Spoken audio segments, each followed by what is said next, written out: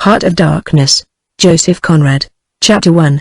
The Nelly, a cruising yawl, swung to her anchor without a flutter of the sails, and was at rest. The flood had made. The wind was nearly calm, and being bound down the river, the only thing for it was to come to and wait for the turn of the tide.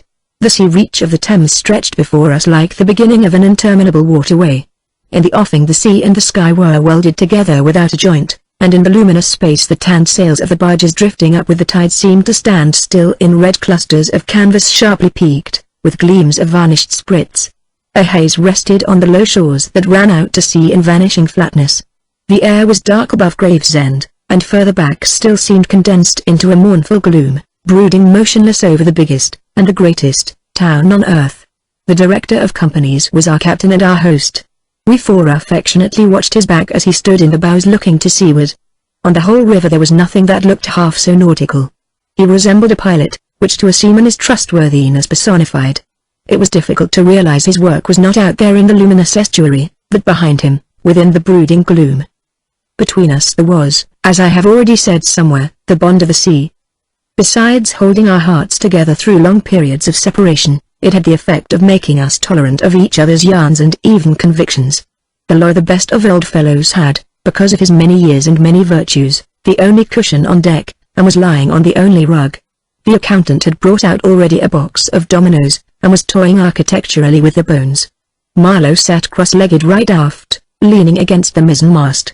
He had sunken cheeks, a yellow complexion, a straight back, an ascetic aspect, and, with his arms dropped, the palms of hands outwards, resembled an idol. The director, satisfied the anchor had good hold, made his way aft and sat down amongst us. We exchanged a few words lazily. Afterwards there was silence on board the yacht. For some reason or other we did not begin that game of dominoes. We felt meditative, and fit for nothing but placid staring. The day was ending in a serenity of still and exquisite brilliance. The water shone pacifically. The sky, without a speck, was a benign immensity of unstained light. The very mist on the Essex marsh was like a gauzy and radiant fabric, hung from the wooded rises inland, and draping the lower shores in diaphanous folds. Only the gloom to the west, brooding over the upper reaches, became more sombre every minute, as if angered by the approach of the sun. And at last, in its curved and imperceptible fall, the sun sank low, and from glowing white changed to a dull red without rays and without heat, as if about to go out suddenly, stricken to death by the touch of that gloom brooding over a crowd of men. Forthwith a change came over the waters, and the serenity became less brilliant but more profound. The old river in its broad reach rested unruffled at the decline of day, after ages of good service done to the race that peopled its banks, spread out in the tranquil dignity of a waterway leading to the uttermost ends of the earth. We looked at the venerable stream not in the vivid flush of a short day that comes and departs forever, but in the august light of abiding memories. And indeed nothing is easier for a man who has, as the phrase goes, followed the sea with reverence and affection, than to evoke the great spirit of the past upon the lower reaches of the Thames. The tidal current runs to and fro in its unceasing service, crowded with memories of men and ships it had borne to the rest of home or to the battles of the sea. It had known and served all the men of whom the nation is proud, from Sir Francis Drake to Sir John Franklin, knights all, titled and untitled the great knights-errant of the sea. It had borne all the ships whose names are like jewels flashing in the night of time, from the Golden Hind returning with her rotund flanks full of treasure, to be visited by the Queen's Highness and thus pass out of the gigantic tale, to the Erebus and Terror, bound on other conquests and that never returned. It had known the ships and the men. They had sailed from Deptford, from Greenwich, from Meath the adventurers and the settlers, king's ships and the ships of men on change, captains, admirals, the dark interlopers of the Eastern trade, and the commissioned generals of East India fleets. Hunters for gold or pursuers of fame, they all had gone out on that stream, bearing the sword, and often the torch, messengers of the might within the land, bearers of a spark from the sacred fire. What greatness had not floated on the ebb of that river into the mystery of an unknown earth? The dreams of men, the seed of commonwealths, the germs of empires. The sun set, the dusk fell on the stream, and lights began to appear along the shore. The Chapman Lighthouse, a three-legged thing erect on a mud flat, shone strongly. Lights of ships moved in the fairway, a great stir of lights going up and going down.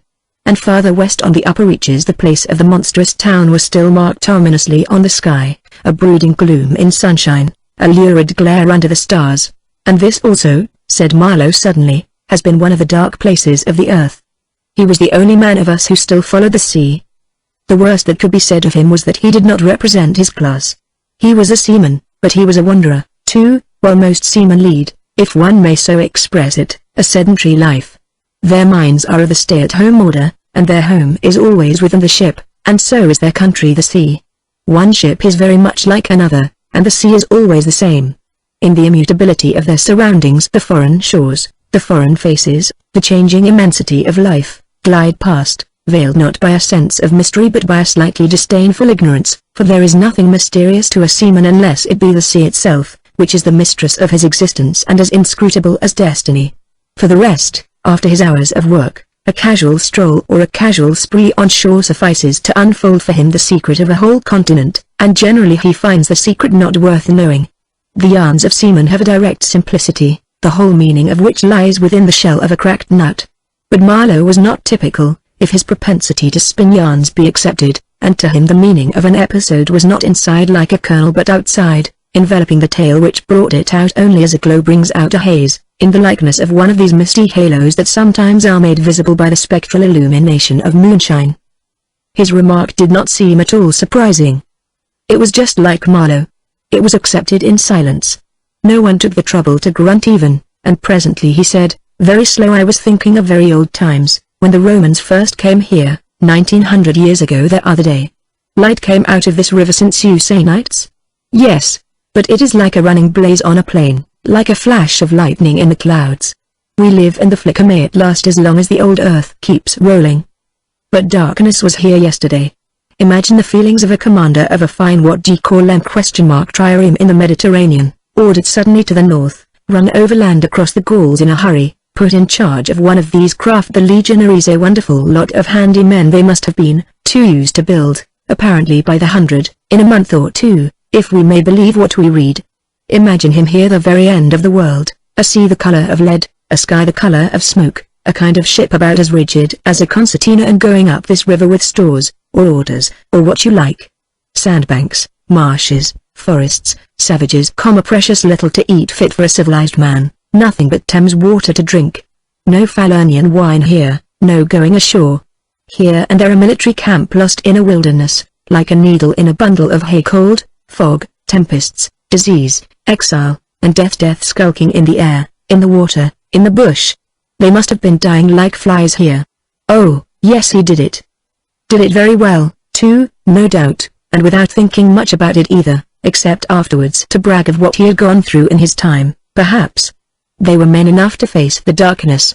And perhaps he was cheered by keeping his eye on a chance of promotion to the fleet at Ravenna by and by, if he had good friends in Rome and survived the awful climate. Or think of a decent young citizen in a toga, perhaps too much dice, coming out here in the train of some prefect, or tax gatherer, or trader even, to mend his fortunes. Land in a swamp, march through the woods, and in some inland post feel the savagery, the utter savagery, had closed round him all that mysterious life of the wilderness that stirs in the forest, in the jungles, in the hearts of wild men. There's no initiation either into such mysteries. He has to live in the midst of the incomprehensible, which is also detestable. And it has a fascination, too, that goes to work upon him. The fascination of the abomination, imagine the growing regrets, the longing to escape, the powerless disgust, the surrender, the hate. He paused. Mind. He began again, lifting one arm from the elbow, the palm of the hand outwards, so that, with his legs folded before him, he had the pose of a Buddha preaching in European clothes. And without a lotus flower mind, none of us would feel exactly like this. What saves us is efficiency, the devotion to efficiency. But these chaps were not much account, really. They were no colonists, their administration was merely a squeeze, and nothing more, I suspect. They were conquerors, and for that you want only brute force, nothing to boast of, when you have it, since your strength is just an accident arising from the weakness of others. They grabbed what they could get for the sake of what was to be got. It was just robbery with violence, aggravated murder on a great scale, and men going at it blind, as is very proper for those who tackle the darkness. The conquest of the earth, which mostly means the taking it away from those who have a different complexion or slightly flatter noses than ourselves, is not a pretty thing when you look into it too much. What redeems it is the idea only. An idea at the back of it, not a sentimental pretense but an idea, and an unselfish belief in the idea, something you can set up, and bow down before, and offer a sacrifice to." He broke off. Flames glided in the river, small green flames, red flames, white flames, pursuing, overtaking, joining, crossing each other, then separating slowly or hastily. The traffic of the great city went on in the deepening night upon the sleepless river. We looked on, waiting patiently. There was nothing else to do till the end of the flood, but it was only after a long silence, when he said, in a hesitating voice, "I suppose you fellows remember I did once turn freshwater sailor for a bit, that we knew we were fated, before the ebb began to run, to hear about one of Milo's inconclusive experiences.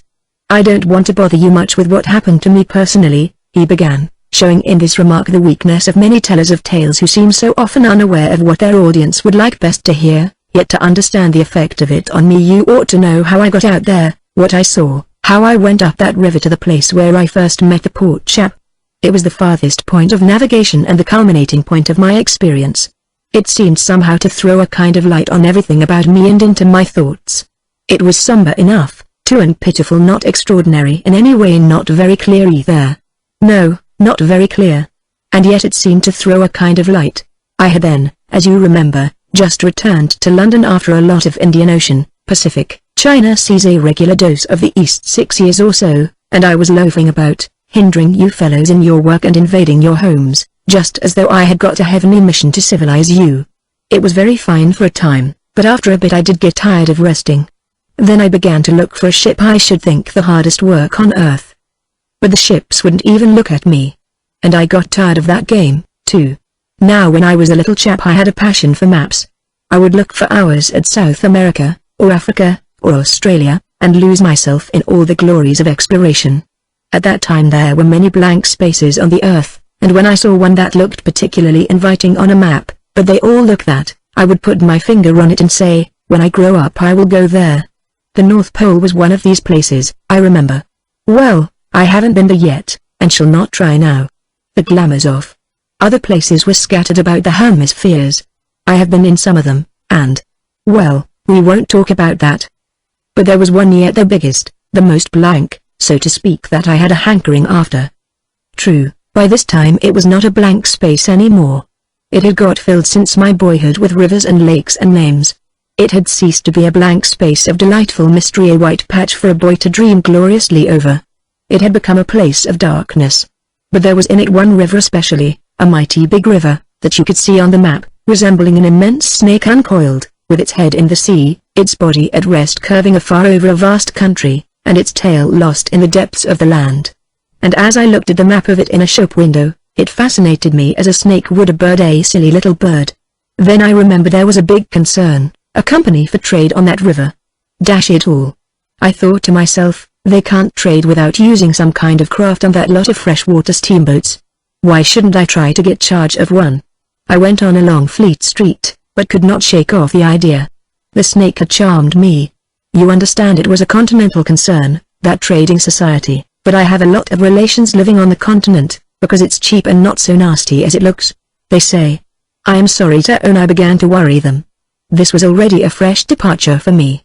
I was not used to get things that way, you know. I always went my own road and on my own legs where I had a mind to go. I wouldn't have believed it of myself, but, then you see, I felt somehow I must get there by hook or by crook. So I worried them. The men said, my dear fellow, and did nothing. Then would you believe it? I tried the women. Charlie Marlowe, set the women to work to get a job. Heavens. Well, you see, the notion drove me. I had an aunt, a dear enthusiastic soul. She wrote, it will be delightful. I am ready to do anything, anything for you. It is a glorious idea. I know the wife of a very high personage in the administration, and also a man who has lots of influence with, etc. She was determined to make no end of fuss to get me appointed skipper of a river steamboat, if such was my fancy. I got my appointment, of course, and I got it very quick. It appears the company had received news that one of their captains had been killed in a scuffle with the natives. This was my chance, and it made me the more anxious to go. It was only months and months afterwards, when I made the attempt to recover what was left of the body, that I heard the original quarrel arose from a misunderstanding about some hens. Yes, 2 black hens. Freslevanet was the fellow's name. A Dane thought himself wronged somehow in the bargain, so he went ashore and started to hammer the chief of the village with a stick. Oh, It didn't surprise me in the least to hear this, and at the same time to be told that Freslevan was the gentlest, quietest creature that ever walked on two legs. No doubt he was, but he had been a couple of years already out there engaged in the noble cause, you know, and he probably felt the need at last of asserting his self-respect in some way. Therefore he whacked the old nigger mercilessly, while a big crowd of his people watched him, thunderstruck, till some man, I was told the chief's son, in desperation at hearing the old chap yell, made a tentative jab with a spear at the white man, and of course it went quite easy between the shoulder blades. Then the whole population cleared into the forest, expecting all kinds of calamities to happen, while, on the other hand, the steamer Freslevan commanded left also in a bad panic, in charge of the engineer, I believe.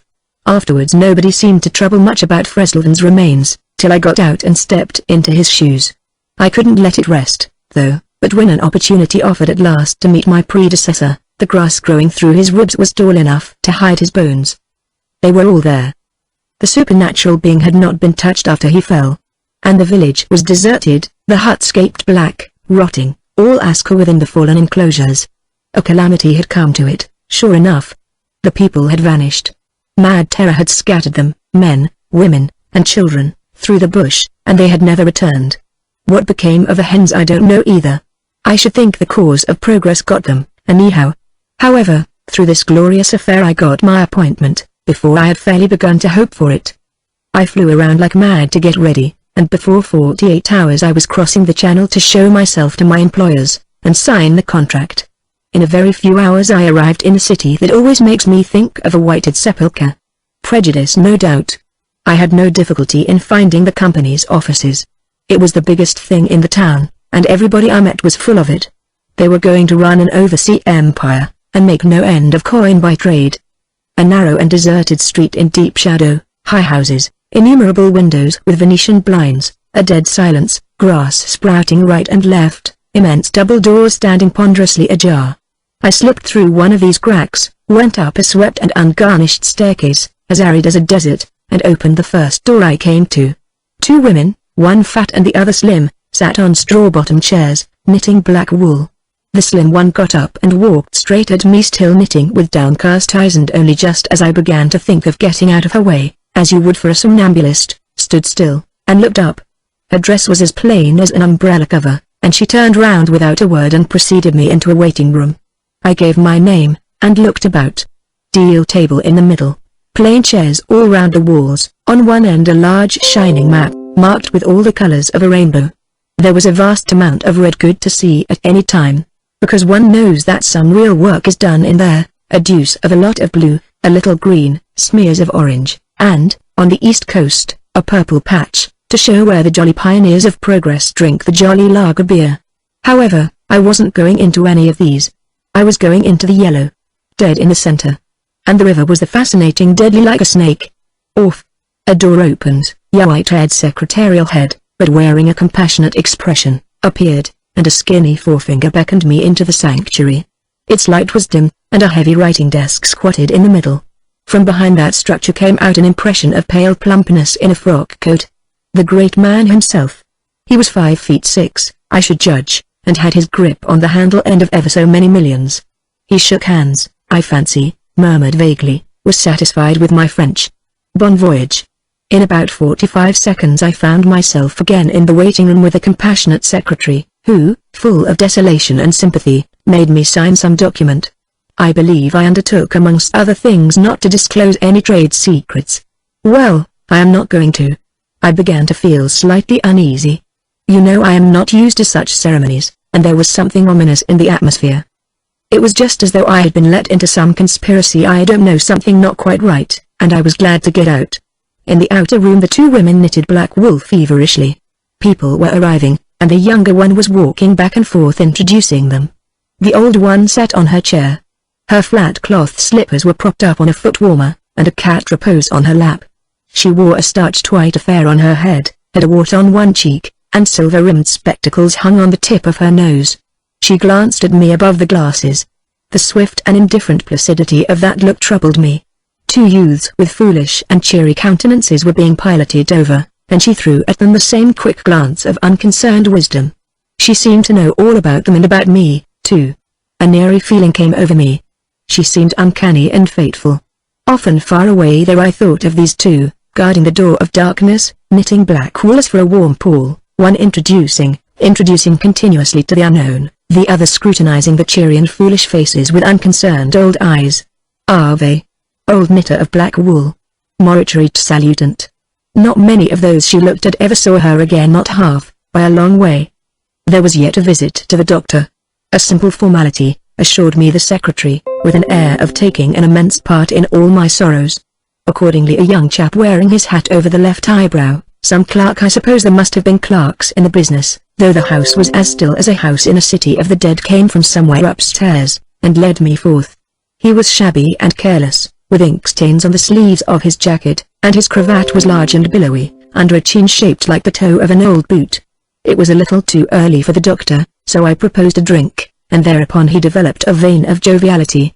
As we sat over our vermouths he glorified the company's business, and by I expressed casually my surprise at him not going out there.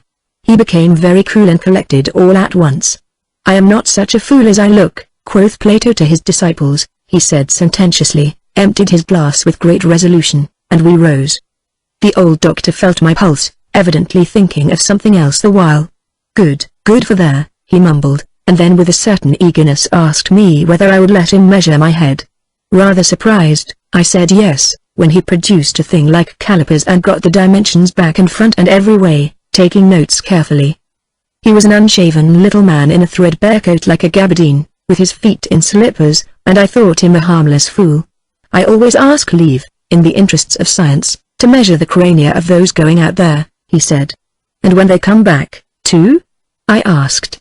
"Oh, I never see them," he remarked, "and, moreover, the changes take place inside, you know."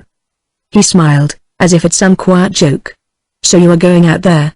Famous. Interesting, too." He gave me a searching glance, and made another note. "Ever any madness in your family?" he asked, in a matter-of-fact tone. I felt very annoyed. "Is that question in the interests of science, too?" "It would be," he said, without taking notice of my irritation, "interesting for science to watch the mental changes of individuals, on the spot, but—" "Are you an alienist?" I interrupted. "Every doctor should be a little," answered that original, imperturbably. "I have a little theory which you messieurs who go out there must help me to prove. This is my share in the advantages my country shall reap from the possession of such a magnificent dependency. The mere wealth I leave to others. Pardon my questions, but you are the first Englishman coming under my observation." I hastened to assure him I was not in the least typical. "If I were," said I wouldn't be talking like this with you." "What you say is rather profound, and probably erroneous," he said, with a laugh. "Avoid irritation more than exposure to the sun. Adieu. How do you English say, eh? Goodbye." "Ah. Goodbye. Adieu. In the tropics one must before everything keep calm." He lifted a warning forefinger. Do calm. Adieu." One thing more remained to do: say goodbye to my excellent aunt. I found her triumphant. I had a cup of tea, the last decent cup of tea for many days, and in a room that most soothingly looked just as you would expect a lady's drawing room to look. We had a long quiet chat by the fireside. In the course of these confidences it became quite plain to me I had been represented to the wife of a high dignitary, and goodness knows to how many more people besides, as an exceptional and gifted creature, a piece of good fortune for the company, a man you don't get hold of every day. Good heavens! And I was going to take charge of a 2-penny halfpenny river steamboat with a penny whistle attached. It appeared, however, I was also one of the workers, with a capital you know. Something much like an emissary of light, something much like a lower sort of apostle. There had been a lot of such rot let loose in print and talk just about that time, and the excellent woman, living right in the rush of all that humbug, got carried off her feet. She talked about winning those ignorant millions from their horrid ways, till, upon my word, she made me quite uncomfortable. I ventured to hint that the company was run for profit. "You forget, dear Charlie, that the laborer is worthy of his hire," she said, brightly. "It's queer how out of touch with truth women are. They live in a world of their own, and there has never been anything like it, and never can be. It is too beautiful altogether, and if they were to set it up it would go to pieces before the first sunset. Some confounded factory men have been living contentedly with ever since the day of creation would start up and knock the whole thing over. After this I got embraced, told to wear flannel, be sure to write often, and so on, and I left. In the street I don't know why a queer feeling came to me that I was an imposter. Odd thing that I, who used to clear out for any part of the world at 24 hours notice, with less thought than most men give to the crossing of a street, had a moment I won't say of hesitation, but of startled pause, before this commonplace affair. The best way I can explain it to you is by saying that, for a second or two, I felt as though, instead of going to the center of a continent, I were about to set off for the center of the earth. I left in a French steamer, and she called in every blamed port they have out there, for, as far as I could see, the sole purpose of landing soldiers and custom house officers. I watched the coast. Watching a coast as it slips by the ship is like thinking about an enigma. There it is before you, smiling, frowning, inviting, grand, mean, insipid, or savage, and always mute with an air of whispering, "Come and find out." This one was almost featureless, as if still in the making, with an aspect of monotonous grimness. The edge of a colossal jungle, so dark green as to be almost black, fringed with white surf, ran straight, like a ruled line, far, far away along a blue sea whose glitter was blurred by a creeping mist. The sun was fierce. The land seemed to glisten and drip with steam. Here and the greyish-whitish specks showed up clustered inside the white surf, with a flag flying above them perhaps. Settlements some centuries old, and still no bigger than pinheads on the untouched expanse of their background. We pounded along, stopped, landed soldiers, went on, landed custom house clerks to levy toll in what looked like a god-forsaken wilderness, with a tin shed and a flagpole lost in it, landed more soldiers to take care of the custom house clerks, presumably. Some, I heard, got drowned in the surf, but whether they did or not, nobody seemed particularly to care. They were just flung out there, and on we went. Every day the coast looked the same, as though we had not moved, but we passed various places, trading places with names like Grand Bassam, Little Popo, names that seemed to belong to some sordid farce acted in front of a sinister backcloth. The idleness of a passenger, my isolation amongst all these men with whom I had no point of contact, the oily and languid sea, the uniform somberness of the coast, seemed to keep me away from the truth of things, within the toil of a mournful and senseless delusion. The voice of the surf heard now and then was a positive pleasure, like the speech of a brother. It was something natural, that had its reason, that had a meaning. Now and then a boat from the shore gave one a momentary contact with reality. It was paddled by black fellows. You could see from afar the white of their eyeballs glistening. They shouted, sang, their bodies streamed with perspiration. They had faces like grotesque masks, these chaps, but they had bone, muscle, a wild vitality, an intense energy of movement, that was as natural and true as the surf along their coast. They wanted no excuse for being there. They were a great comfort to look at. For a time I would feel I belonged still to a world of straightforward facts, but the feeling would not last long. Something would turn up to scare it away. Once, I remember, we came upon a man-of-war anchored off the coast. There wasn't even a shed there, and she was shelling the bush. It appears the French had one of their wars going on thereabouts. Her ensign dropped limp like a rag. The muzzles of the long 6-inch guns stuck out all over the low hull. The greasy, slimy swell swung her up lazily and let her down, swaying her thin masts. In the empty immensity of earth, sky, and water, there she was, incomprehensible, firing into a continent. Pop would go one of the 6-inch guns, a small flame would dart and vanish, a little white smoke would disappear, a tiny projectile would give a feeble screech and nothing happened. Nothing could happen. There was a touch of insanity in the proceeding, a sense of lugubrious drollery in the sight, and it was not dissipated by somebody on board assuring me earnestly there was a camp of natives, he called them enemies, ! Hidden out of sight somewhere. We gave her letters. I heard the men in that lonely ship were dying of fever at the rate of 3 a day, and went on. We called at some more places with farcical names, where the merry dance of death and trade goes on in a still and earthy atmosphere as of an overheated catacomb, all along the formless coast bordered by dangerous surf, as if nature herself had tried to ward off intruders, in and out of rivers, streams of death in life, whose banks were rotting into mud, whose waters, thickened into slime, invaded the contorted mangroves, that seemed to writhe at us in the extremity of an impotent despair. Nowhere did we stop long enough to get a particularized impression, but the general sense of vague and oppressive wonder grew upon me. It was like a weary pilgrimage amongst hints for nightmares. It was upward of 30 days before I saw the mouth of the big river. We anchored off the seat of the government. But my work would not begin till some 200 miles farther on. So as soon as I could I made a start for a place 30 miles higher up. I had my passage on a little seagoing steamer. Her captain was a Swede, and knowing me for a seaman, invited me on the bridge. He was a young man, lean, fair, and morose, with lanky hair and a shuffling gait. As we left the miserable little wharf, he tossed his head contemptuously at the shore. "Been living there?" he asked. I said, "Yes." "Fine lot these government chaps, are they not?" he went on, speaking English with great precision and considerable bitterness. "It is funny what some people will do for a few francs a month. I wonder what becomes of that kind when it goes up country?" I said to him I expected to see that soon. "So, oh," he exclaimed. He shuffled athwart, keeping one eye ahead vigilantly. "Don't be too sure," he continued. "The other day I took up a man who hanged himself on the road. He was a Swede, too. Hanged himself. Why, in God's name?" I cried. He kept on looking out watchfully. Who knows? The sun too much for him, or the country perhaps. At last we opened a reach. A rocky cliff appeared, mounds of turned-up earth by the shore, houses on a hill, others with iron roofs, amongst a waste of excavations, or hanging to the declivity. A continuous noise of the rapids above hovered over this scene of inhabited devastation. A lot of people, mostly black and naked, moved about like ants. A jetty projected into the river. A blinding sunlight drowned all this at times in a sudden recrudescence of glare. "There's your company's station," said the Swede, pointing to 3 wooden barrack-like structures on the rocky slope. "I will send your things up." 4 boxes did you say? So. Farewell. I came upon a boiler wallowing in the grass, then found a path leading up the hill. It turned aside for the boulders, and also for an undersized railway truck lying there on its back with its wheels in the air. One was off.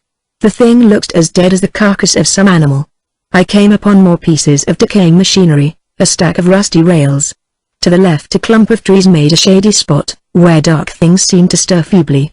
I blinked. The path was steep. A horn tooted to the right, and I saw the black people run.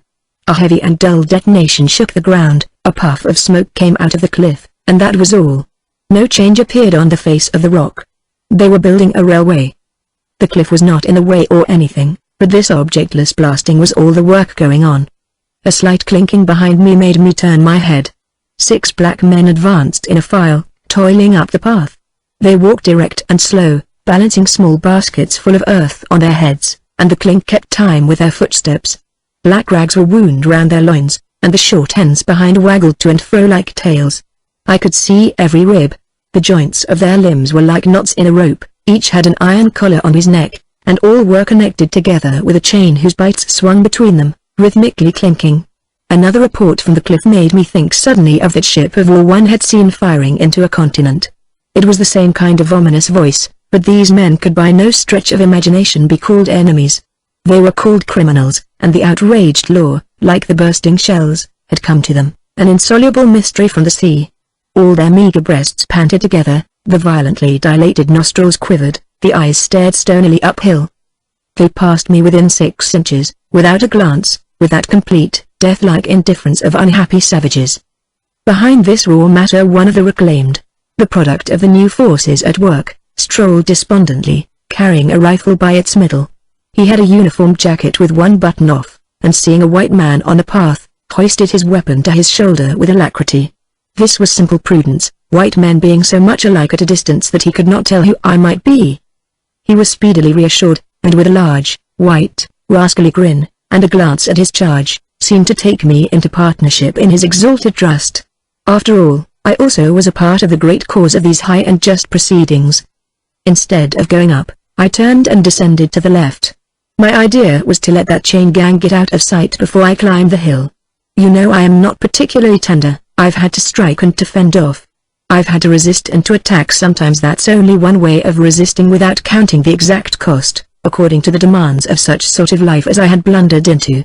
I've seen the devil of violence, and the devil of greed, and the devil of hot desire, but, by all the stars, these were strong, lusty, red-eyed devils, that swayed and drove men, I tell you. But as I stood on this hillside, I foresaw that in the blinding sunshine of that land I would become acquainted with a flabby, pretending, weak-eyed devil of rapacious and pitiless folly. How insidious he could be, too, I was only to find out several months later and 1,000 miles farther. For a moment I stood appalled, as though by a warning. Finally I descended the hill, obliquely, towards the trees I had seen. I avoided a vast artificial hole somebody had been digging on the slope, the purpose of which I found it impossible to divine. It wasn't a quarry or a sandpit, anyhow. It was just a hole. It might have been connected with the philanthropic desire of giving the criminals something to do. I don't know. Then I nearly fell into a very narrow ravine, almost no more than a scar in the hillside. I discovered that a lot of imported drainage pipes for the settlement had been tumbled in there. There wasn't one that was not broken. It was a wanton smash-up. At last I got under the trees. My purpose was to stroll into the shade for a moment, but no sooner within than it seemed to me I had stepped into the gloomy circle of some inferno. The rapids were near, and an uninterrupted, uniform, headlong, rushing noise filled the mournful stillness of the grove, where not a breath stirred, not a leaf moved, with a mysterious sound as though the tearing pace of the launched earth had suddenly become more audible. Black shapes crouched, lay, sat between the trees leaning against the trunks, clinging to the earth, half coming out, half effaced within the dim light, in all the attitudes of pain, abandonment, and despair. Another mine on the cliff went off, followed by a slight shudder of the soil under my feet. The work was going on. The work. And this was the place where some of the helpers had withdrawn to die. They were dying slowly, it was very clear. They were not enemies, they were not criminals, they were nothing earthly now, nothing but black shadows of disease and starvation, lying confusedly in the greenish gloom. Brought from all the recesses of the coast in all the legality of time contracts, lost in uncongenial surroundings, fed on unfamiliar food, they sickened, became inefficient, and were then allowed to crawl away and rest. These moribund shapes were free as air and nearly as thin. I began to distinguish the gleam of the eyes under the trees. Then, glancing down, I saw a face near my hand. The black bones reclined at full length with one shoulder against the tree, and slowly the eyelids rose and the sunken eyes looked up at me, enormous and vacant, a kind of blind, white flicker in the depths of the orbs, which died out slowly. The man seemed young, almost a boy, but with him it's hard to tell. I found nothing else to do but to offer him one of my good Swede's ship's biscuits I had in my pocket.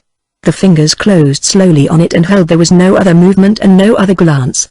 He had tied a bit of white worsted round his neck. Why? Where did he get it?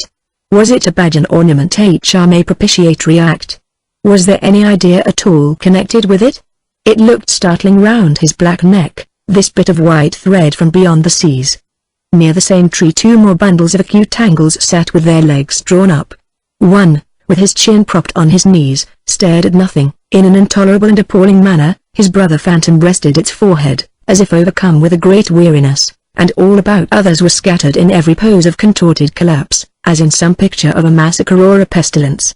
While I stood horror-struck, one of these creatures rose to his hands and knees, and went off on all fours towards the river to drink. He lapped out of his hand, then sat up in the sunlight, crossing his shins in front of him, and after a time let his woolly head fall on his breastbone. I didn't want any more loitering in the shade, and I made haste towards the station. When near the buildings I met a white man, in such an unexpected elegance of get-up that in the first moment I took him for a sort of vision. I saw a high starched collar, white cuffs, a light alpaca jacket, snowy trousers, a clean necktie, and varnished boots. No hat. Hair parted, brushed, oiled, under a green-lined parasol held in a big white hand. He was amazing, and had a penholder behind his ear. I shook hands with this miracle, and I learned he was the company's chief accountant, and that all the bookkeeping was done at this station. He had come out for a moment, he said, to get a breath of fresh air. The expression sounded wonderfully odd, with its suggestion of sedentary desk life. I wouldn't have mentioned the fellow to you at all, only it was from his lips that I first heard the name of the man who is so indissolubly connected with the memories of that time. Moreover, I respected the fellow. Yes, I respected his collars, his vast cuffs, his brushed hair. His appearance was certainly that of a hairdresser's dummy, but in the great demoralization of the land he kept up his appearance. That's backbone. His starched collars and got-up shirt fronts were achievements of character. He had been out nearly 3 years, and, later, I could not help asking him how he managed to sport such linen. He had just the faintest blush, and said modestly, "I've been teaching one of the native women about the station. It was difficult. She had a distaste for the work." Thus this man had verily accomplished something. And he was devoted to his books, which were in apple pie order. Everything else in the station was in a muddle. Heads, things, buildings. Strings of dusty niggers with splay feet arrived and departed, a stream of manufactured goods, rubbishy cottons, beads, and brass wire set into the depths of darkness, and in return came a precious trickle of ivory. I had to wait in the station for 10 days, an eternity. I lived in a hut in the yard, but to be out of the chaos I would sometimes get into the accountant's office. It was built of horizontal planks, and so badly put together that, as he bent over his high desk, he was barred from neck to heels with narrow strips of sunlight. There was no need to open the big shutter to see. It was hot there, too. Big flies buzzed fiendishly, and did not sting, but stabbed. I sat generally on the floor, while, of faultless appearance, and even slightly scented, perching on a high stool, he wrote. Sometimes he stood up for exercise. When a truckle bed with a sick man, some invalid agent from up country, was put in there, he exhibited a gentle annoyance. The groans of this sick person, he said, distract my attention. And without that it is extremely difficult to guard against clerical errors in this climate. One day he remarked, without lifting his head, in an interior you will no doubt meet Mr. Kurtz. On my asking who Mr. Kurtz was, he said he was a first-class agent, and seeing my disappointment at this information, he added slowly, laying down his pen, he is a very remarkable person. Further questions elicited from him that Mr. Kurtz was at present in charge of a trading post, a very important one, in the true ivory country, at the very bottom of there. Sends in as much ivory as all the others put together. He began to write again. The sick man was too ill to groan. The flies buzzed in a great peace. Suddenly there was a growing murmur of voices and a great tramping of feet. A caravan had come in. A violent babble of uncouth sounds burst out on the other side of the planks. All the carriers were speaking together, and in the midst of the uproar the lamentable voice of the chief agent was heard giving it up tearfully for the 20th time that day. He rose slowly. What a frightful row, he said. He crossed the room gently to look at the sick man, and returning, said to me, he does not hear. What? Dead? I asked, startled. No, not yet, he answered, with great composure. Then, alluding with a toss of the head to the tumult in the station yard, when one has got to make correct entries, one comes to hate those savages, hate them to the death. He remained thoughtful for a moment. When you see Mr. Kurtz, he went on, tell him from me that everything here, he glanced at the deck, is very satisfactory. I don't like to write to him with those messengers of ours, you never know who may get hold of your letter at that central station. He stared at me for a moment with his mild, bulging eyes. Oh, he will go far, very far, he began again. He will be a somebody in the administration before long. They, above the council in Europe, you know, mean him to be. He turned to his work. The noise outside had ceased, and presently in going out I stopped at the door. In the steady buzz of flies the homeward-bound agent was lying finished and insensible. The other, bent over his books, was making correct entries of perfectly correct transactions, and 50 feet below the doorstep I could see the still treetops of the Grove of Death. Next day I left that station at last, with a caravan of 60 men, for a 200-mile tramp. No use telling you much about that. Paths, everywhere, a stamped-in network of paths spreading over the empty land, through the long grass, through burnt grass, through thickets, down and up chilly ravines, up and down stony hills ablaze with heat, and a solitude, nobody, not a hut. The population had cleared out a long time ago.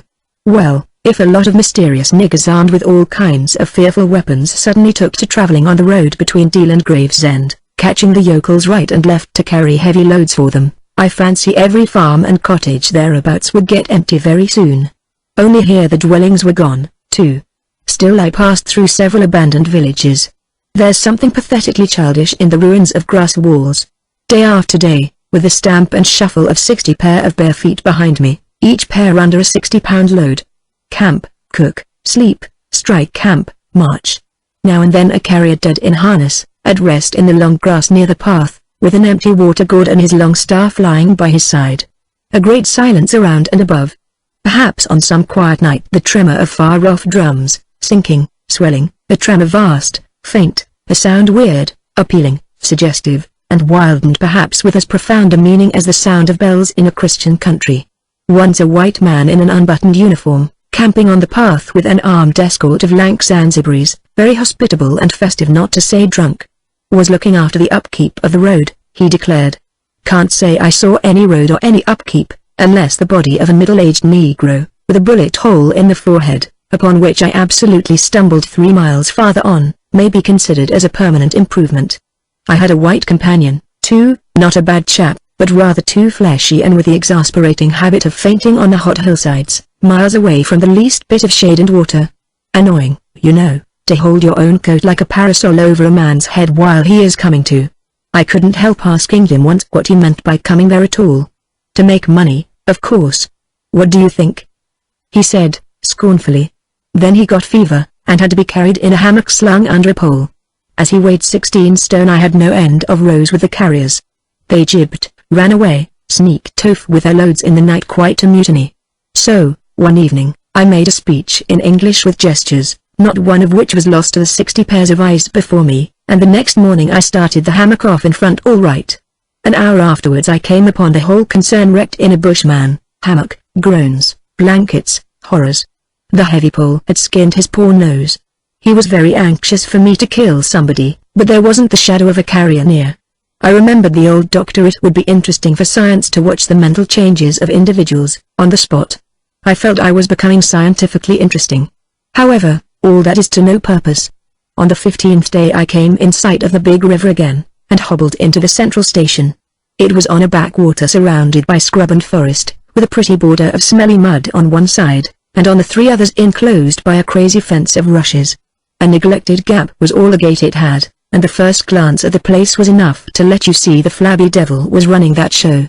White men with long staves in their hands appeared languidly from amongst the buildings, strolling up to take a look at me, and then retired out of sight somewhere. One of them, a stout, excitable chap with black moustaches, informed me with great volubility and many digressions, as soon as I told him who I was, that my steamer was at the bottom of the river. I was thunderstruck. What? How? Why? Oh, it was all right. The manager himself was there. All quite correct. Everybody had behaved splendidly. Splendidly! You must, he said in agitation, go and see the general manager at once. He is waiting. I did not see the real significance of that wreck at once. I fancy I see it now, but I am not sure, not at all. Certainly the affair was too stupid when I think of it to be altogether natural. Still. But at the moment it presented itself simply as a confounded nuisance. The steamer was sunk. They had started 2 days before in a sudden hurry up the river with the manager on board, in charge of some volunteer skipper, and before they had been out 3 hours they tore the bottom out of her on stones, and she sank near the south bank. I asked myself what I was to do there, now my boat was lost. As a matter of fact, I had plenty to do in fishing my command out of the river. I had to set about it the very next day. That, and the repairs when I brought the pieces to the station, took some months. My first interview with the manager was curious. He did not ask me to sit down after my 20-mile walk that morning. He was commonplace in complexion, in features, in manners, and in voice. He was of middle size and of ordinary build. His eyes, of the usual blue, were perhaps remarkably cold, and he certainly could make his glance fall on one as trenchant and heavy as an axe.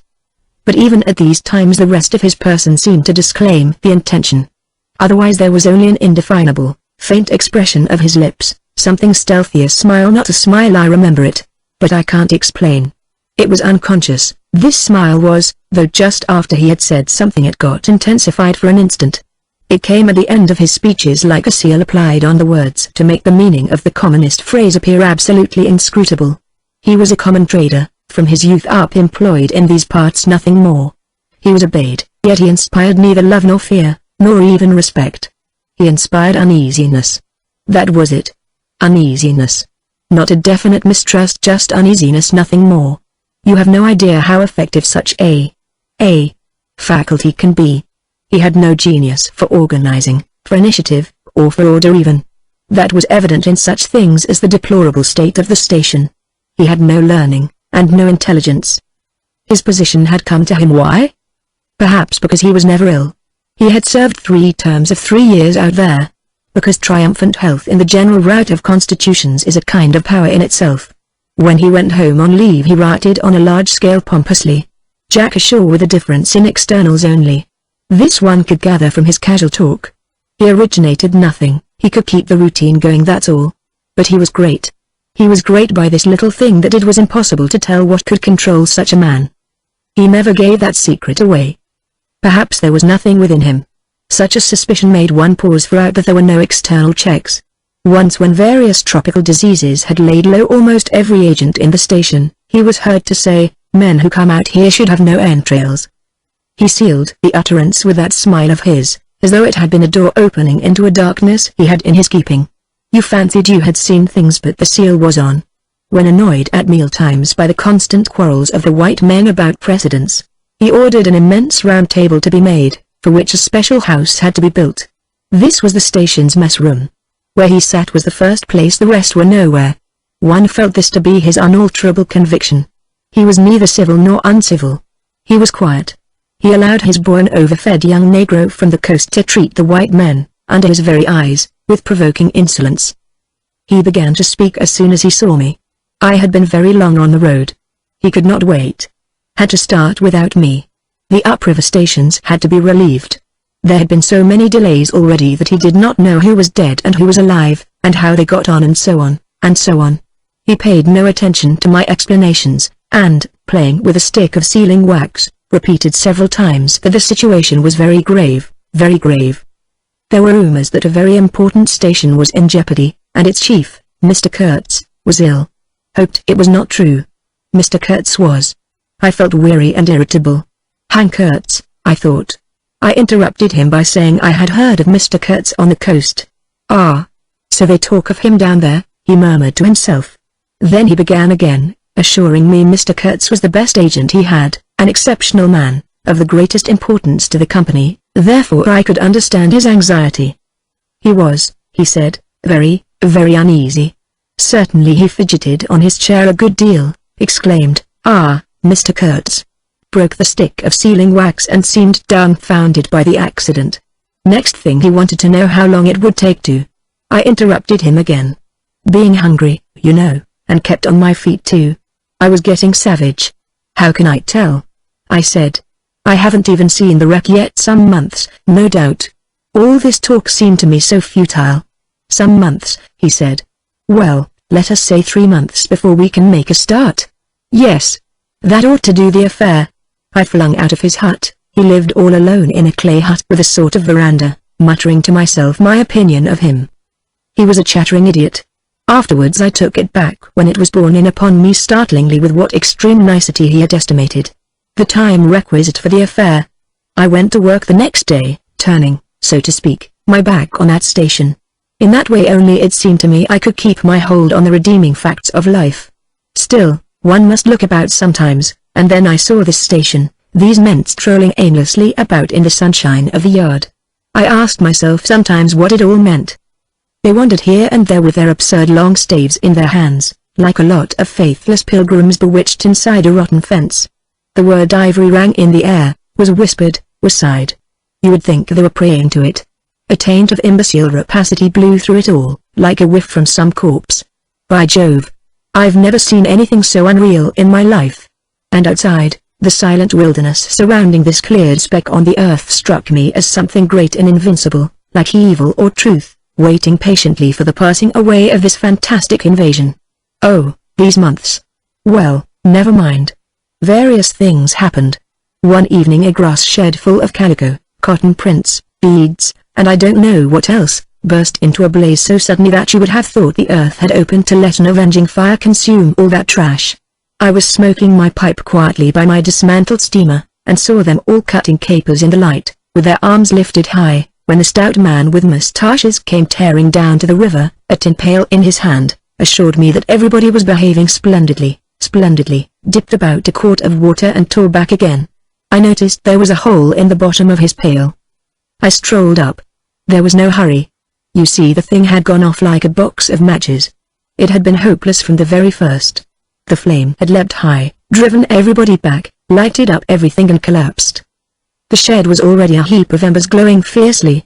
A nigger was being beaten nearby. They said he had caused the fire in some way, be that as it may.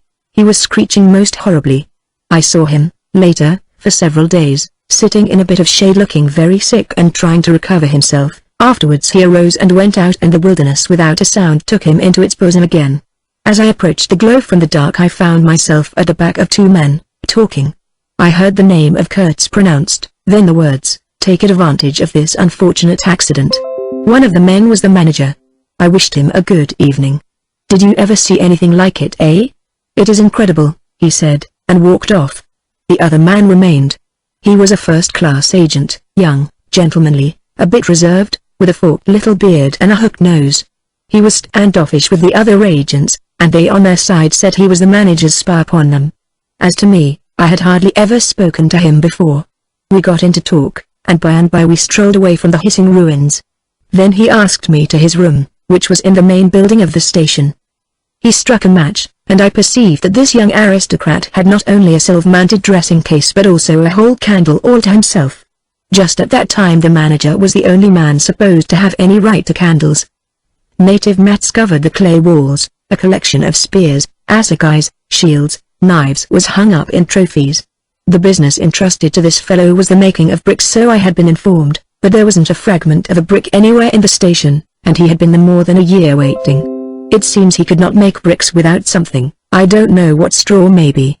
Anyway, it could not be found there, and as it was not likely to be sent from Europe, it did not appear clear to me what he was waiting for.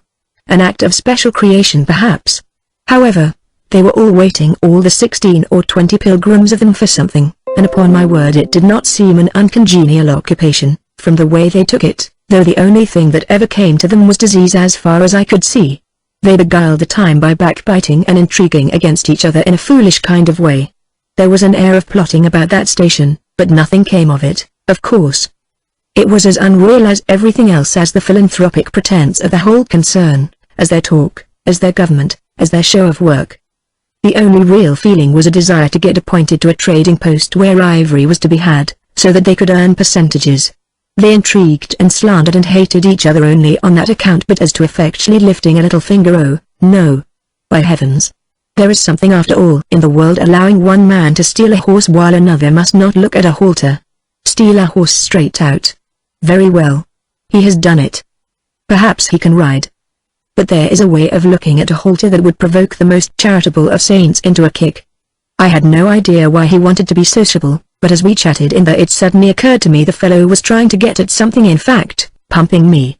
He alluded constantly to Europe, to the people I was supposed to know, the putting leading questions as to my acquaintances in the sepulchral city, and so on. His little eyes glittered like mica discs with curiosity, though he tried to keep up a bit of superciliousness. At first I was astonished, but very soon I became awfully curious to see what he would find out from me. I couldn't possibly imagine what I had in me to make it worth his while. It was very pretty to see how he baffled himself, for in truth my body was full only of chills, and my head had nothing in it but that wretched steamboat business. It was evident he took me for a perfectly shameless prevaricator. At last he got angry, and, to conceal a movement of furious annoyance, he yawned. I rose. Then I noticed a small sketch in oils, on a panel, representing a woman, draped and blindfolded, carrying a lighted torch. The background was somber, almost black. The movement of the woman was stately, and the effect of the torchlight on the face was sinister. It arrested me, and he stood by civilly, holding an empty half-pint champagne bottle, medical comforts, with a candle stuck in it. To my question he said Mr. Kurtz had painted this in this very station more than a year ago while waiting for means to go to his trading post. Tell me, pray, said I, who is this Mr. Kurtz? The chief of the inner station, he answered in a short tone, looking away. Much obliged, I said, laughing. And you are the brickmaker of the central station. Everyone knows that. He was silent for a while. He is a prodigy, he said at last. He is an emissary of pity and science and progress, and devil knows what else. We want, he began to declaim suddenly, for the guidance of the cause entrusted to us by Europe, so to speak, higher intelligence, wide sympathies, a singleness of purpose. Who says that? I asked. Lots of them, he replied. Some even write that, and so he comes here, a special being, as you ought to know. Why ought I to know? I interrupted, really surprised. He paid no attention. Yes. Today he is chief of the best station, next year he will be assistant manager, 2 years more and... But I dare say you know what he will be in 2 years' time. You are of the new gang, the Gang of Virtue. The same people who sent him specially also recommended you. Oh, don't say no. I've my own eyes to trust. Light dawned upon me. My dear aunt's influential acquaintances were producing an unexpected effect upon that young man. I nearly burst into a laugh. Do you read the company's confidential correspondence? I asked. He hadn't a word to say. It was great fun. When Mr. Kurtz, I continued, severely, is general manager, you won't have the opportunity. He blew the candle out suddenly, and we went outside.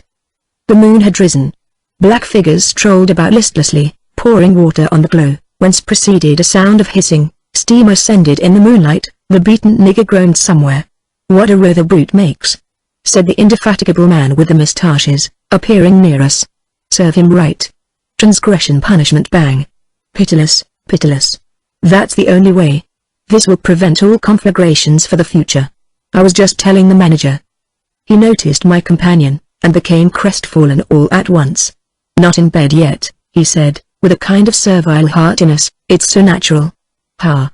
Danger agitation." He vanished. I went on to the riverside, and the other followed me. I heard a scathing murmur at my ear, "Heap of muffs go to." The pilgrims could be seen in knots gesticulating, discussing. Several had still their staves in their hands. I verily believe they took these sticks to bed with them. Beyond the fence the forest stood up spectrally in the moonlight, and through that dim stir, through the faint sounds of that lamentable courtyard, the silence of the land went home to one's very heart, its mystery, its greatness, the amazing reality of its concealed life. The hurt nigger moaned feebly somewhere nearby, and then fetched a deep sigh that made me mend my pace away from there. I felt a hand introducing itself under my arm. "My dear sir," said the fellow, "I don't want to be misunderstood, and especially by you, who will see Mr. Kurtz long before I can have that pleasure. I wouldn't like him to get a false idea of my disposition." I let him run on, this papier Mephistopheles, and it seemed to me that if I tried I could poke my forefinger through him, and would find nothing inside but a little loose dirt, maybe. He, don't you see, had been planning to be assistant manager by and by under the present man, and I could see that the coming of that Kurtz had upset them both not a little. He talked precipitately, and I did not try to stop him. I had my shoulders against the wreck of my steamer, hauled up on the slope like a carcass or some big river animal. The smell of mud, of primeval mud, by Jove, was in my nostrils. The high stillness of primeval forest was before my eyes. There were shiny patches on the black creek. The moon had spread over everything a thin layer of silver over the rank grass, over the mud, upon the wall of matted vegetation standing higher than the wall of a temple. Over the great river I could see through a somber gap glittering, as it flowed broadly by without a murmur. All this was great, expectant, mute, while the man jabbered about himself. I wondered whether the stillness on the face of the immensity looking at us two were meant as an appeal or as a menace. What were we who had strayed in here? Could we handle that dumb thing, or would it handle us? I felt how big, how confoundedly big, was that thing that couldn't talk, and perhaps was deaf as well. What was in there? I could see a little ivory coming out from there, and I had heard Mr. Kurtz was in there. I had heard enough about it, to God knows. Yet somehow it didn't bring any image with it no more than if I had been told an angel or a fiend was in there. I believed it in the same way one of you might believe there are inhabitants in the planet Mars. I knew once a Scotch sailmaker who was certain, dead sure, there were people in Mars. If you asked him for some idea how they looked and behaved, he would get shy and mutter something about walking on all fours. If you as much as smiled, he would, though a man of 60, offer to fight you. I would not have gone so far as to fight for Kurtz, but I went for him near enough to a lie. You know I hate, detest, and can't bear a lie, not because I am straighter than the rest of us, but simply because it appalls me. There is a taint of death, a flavor of mortality in lies which is exactly what I hate and detest in the world, what I want to forget. It makes me miserable and sick, like biting something rotten would do. Temperament, I suppose. Well, I went near enough to it by letting the young fool believe anything he liked to imagine as to my influence in Europe. I became in an instant as much of a pretense as the rest of the bewitched pilgrims. This simply because I had a notion it somehow would be of help to that Kurtz whom at the time I did not see, you understand. He was just a word for me. I did not see the man in the name any more than you do. Do you see him? Do you see the story? Do you see anything? It seems to me I am trying to tell you your dream making a vain attempt, because no relation of a dream can convey the dream sensation, that commingling of absurdity, surprise, and bewilderment in a tremor of struggling revolt, that notion of being captured by the incredible, which is of the very essence of dreams. He was silent for a while.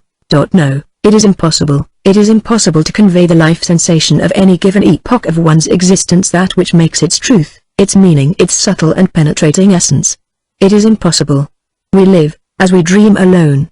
He paused again as if reflecting, then added, "Of course in this you fellows see more than I could then. You see me, whom you know." It had become so pitch dark that we listeners could hardly see one another. For a long time already he, sitting apart, had been no more to us than a voice. There was not a word from anybody. The others might have been asleep, but I was awake. I listened on the watch for the sentence, for the word, that would give me the clue to the faint uneasiness inspired by this narrative that seemed to shape itself without human lips in the heavy night air of the river. Yes, I let him run on, Marlowe began again, and think what he pleased about the powers that were behind me. I did. And there was nothing behind me. There was nothing but that wretched, old, mangled steamboat I was leaning against, while he talked fluently about the necessity for every man to get on. And when one comes out here, you conceive, it is not to gaze at the moon. Mr. Kurtz was a universal genius, but even a genius would find it easier to work with adequate tools intelligent men. He did not make bricks. Why? There was a physical impossibility in the way, as I was well aware, and if he did secretarial work for the manager, it was because no sensible man rejects wantonly the confidence of his superiors. Did I see it? I saw it. What more did I want? What I really wanted was rivets, by heaven. Rivets. To get on with the work, to stop the hole. Rivets I wanted. There were cases of them down at the coast, cases piled up, burst, split. You kicked a loose rivet at every second step in that station yard on the hillside. Rivets had rolled into the grove of death. You could fill your pockets with rivets for the trouble of stooping down, and there wasn't one rivet to be found where it was wanted. We had plates that would do, but nothing to fasten them with. And every week the messenger, a long Negro, letter bag on shoulder and staff in hand, left our station for the coast. And several times a week a coast caravan came in with trade goods, ghastly glazed calico that made you shudder only to look at it, glass beads value about a penny a quart, confounded spotted cotton handkerchiefs. And no rivets. 3 carriers could have brought all that was wanted to set that steamboat afloat. He was becoming confidential now, but I fancy my unresponsive attitude must have exasperated him at last, for he judged it necessary to inform me he feared neither God nor devil, let alone any mere man. I said I could see that very well, but what I wanted was a certain quantity of rivets, and rivets were what really Mr. Kurtz wanted, if he had only known it. Now letters went to the coast every week. "My dear sir," he cried, "I write from dictation." I demanded rivets. There was a way for an intelligent man. He changed his manner, became very cold, and suddenly began to talk about a hippopotamus, wondered whether sleeping on board the steamer. I stuck to my salvage night and day. I wasn't disturbed. There was an old hippo that had the bad habit of getting out on the bank and roaming at night over the station grounds. The pilgrims used to turn out in a body and empty every rifle they could lay hands on at him. Some even had set up whole nights for him. All this energy was wasted, though. "That animal has a charmed life," he said, "but you can say this only of brutes in this country. No man, you apprehend me? No man here bears a charmed life." He stood there for a moment in the moonlight with his delicate hooked nose set a little askew, and his mica eyes glittering without a wink. Then, with a curt good night, he strode off. I could see he was disturbed and considerably puzzled, which made me feel more hopeful than I had been for days. It was a great comfort to turn from that chap to my influential friend, the battered, twisted, ruined, tin pot steamboat. I clambered on board. She rang under my feet like an empty Huntley and Palmer biscuit tin kicked along a gutter. She was nothing so solid in make, and rather less pretty in shape, but I had expended enough hard work on her to make me love her. No influential friend would have served me better. She had given me a chance to come out a bit to find out what I could do. No, I don't like work. I had rather laze about and think of all the fine things that can be done.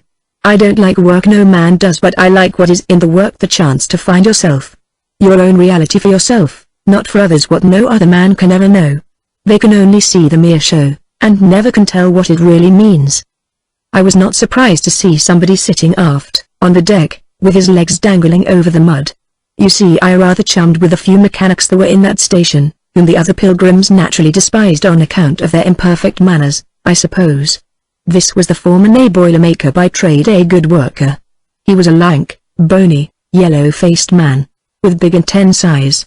His aspect was worried, and his head was as bald as the palm of my hand, but his hair in falling seemed to have stuck to his chin, and had prospered in the new locality, for his beard hung down to his waist. He was a widower with 6 young children. He had left them in charge of a sister of his to come out there, and the passion of his life was pigeon flying. He was an enthusiast and a connoisseur. He would rave about pigeons. After work hours he used some time to come over from his hut for a talk about his children and his pigeons. At work, when he had to crawl in the mud under the bottom of the steamboat, he would tie up that beard of his in a kind of white serviette he brought for the purpose. It had loops to go over his ears. In the evening he could be seen squatted on the bank rinsing that wrapper in the creek with great care, then spreading it solemnly on a bush to dry. I slapped him on the back and shouted, "We shall have rivets." He scrambled to his feet exclaiming, "No. Rivets." As though he couldn't believe his ears. Then in a low voice, "You. Eh? I don't know why we behaved like lunatics." I put my finger to the side of my nose and nodded mysteriously. "Good for you," he cried, snapped his fingers above his head, lifting one foot. I tried a jig. We capered on the iron deck. A frightful clatter came out of that hulk, and the virgin forest on the other bank of the creek sent it back in a thundering roll upon the sleeping station. It must have made some of the pilgrims sit up in their hovels. A dark figure obscured the lighted doorway of the manager's hut, vanished. Then, a second or so after, the doorway itself vanished, too. We stopped, and the silence driven away by the stamping of our feet flowed back again from the recesses of the land. The great wall of vegetation, an exuberant and entangled mass of trunks, branches, leaves, boughs, festoons, motionless in the moonlight, was like a rioting invasion of soundless life, a rolling wave of plants, piled up, crested, ready to topple over the creek, to sweep every little man of us out of his little existence. And it moved not. A deadened burst of mighty splashes and snorts reached us from afar, as though an ichthyosaurus had been taking a bath of glitter in the great river. "After all," said the boilermaker in a reasonable tone, "why shouldn't we get the rivets? Why not, indeed? I did not know of any reason why we shouldn't." "They'll come in 3 weeks," I said confidently. But they didn't. Instead of rivets there came an invasion, an infliction, a visitation. It came in sections during the next 3 weeks, each section headed by a donkey carrying a white man in new clothes and tan shoes, bowing from that elevation right and left to the impressed pilgrims. A quarrelsome band of footsore sulky niggers trod on the heels of the donkey, a lot of tents, camp stools, tin boxes, white cases, brown bales would be shot down in the courtyard, and the air of mystery would deepen a little over the muddle of the station.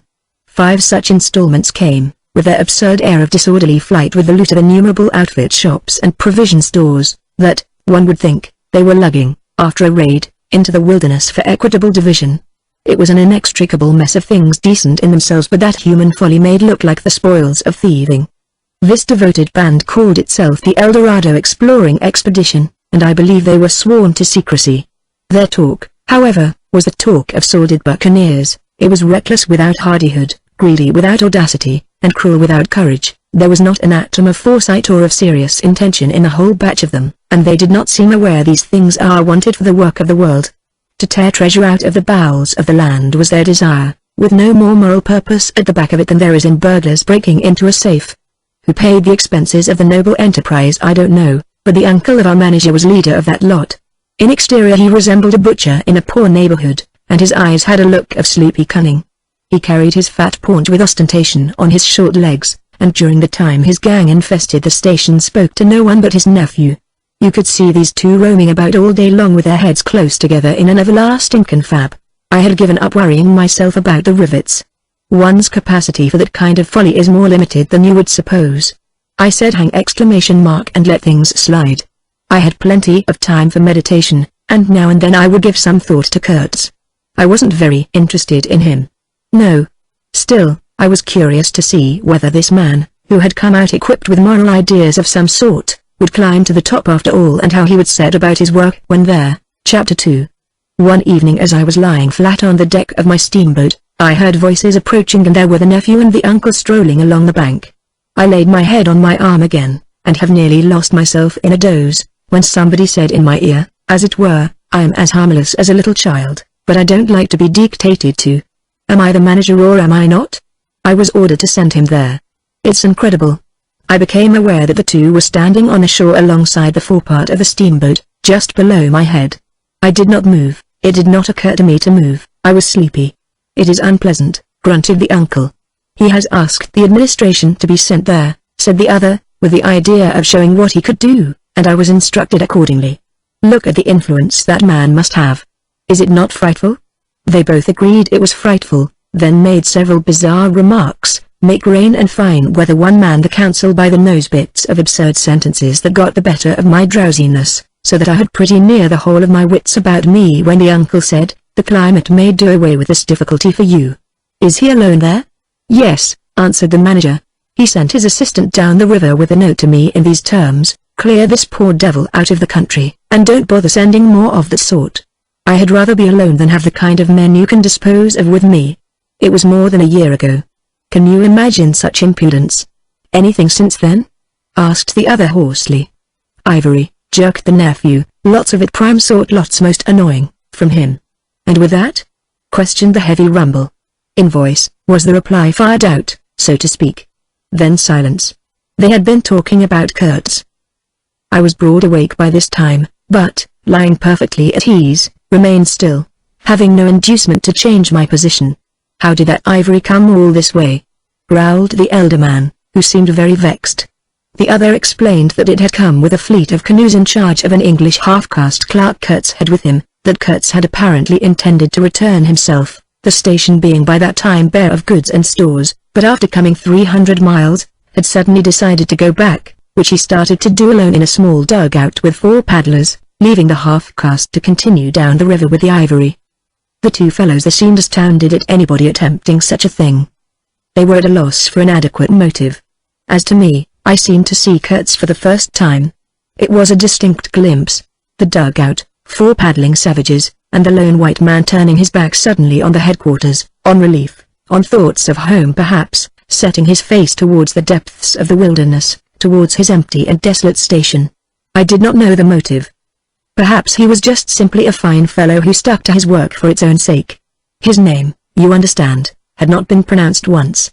He was that man, the half-caste, who, as far as I could see, had conducted a difficult trip with great prudence and pluck, was invariably alluded to as that scoundrel. The scoundrel had reported that the man had been very ill, had recovered imperfectly. The two below me moved away then a few paces, and strolled back and forth at some little distance. I heard, military post Dr. 200 miles quite alone now, unavoidable delays, 9 months, no news, strange rumors. They approached again, just as the manager was saying, "No one, as far as I know, unless a species of wandering trader, a pestilential fellow, snapping ivory from the natives." Who was it they were talking about now? I gathered in snatches that this was some man supposed to be in Kurtz's district, and of whom the manager did not approve. "We will not be free from unfair competition till one of these fellows is hanged for an example," he said. "Certainly," grunted the other, "get him hanged. Why not? Anything can be done in this country. That's what I say, nobody here, you understand, here, can endanger your position. And why? You stand the climate, you outlast them all. The danger is in Europe." But before I left I took care to. They moved off and whispered, then their voices rose again. "The extraordinary series of delays is not my fault. I did my best." The fat man sighed. "Very sad. And the pestiferous absurdity of his talk," continued the other, "he bothered me enough when he was here. Each station should be like a beacon on the road towards better things, a center for trade of course, but also for humanizing, improving, instructing. Conceive you that ass. And he wants to be manager. No, it's here." He got choked by excessive indignation, and I lifted my head the least bit. I was surprised to see how near they were right under me. I could have spat upon their hats. They were looking on the ground, absorbed in thought. The manager was switching his leg with a slender twig. His sagacious relative lifted his head. "You have been well since you came out this time?" he asked.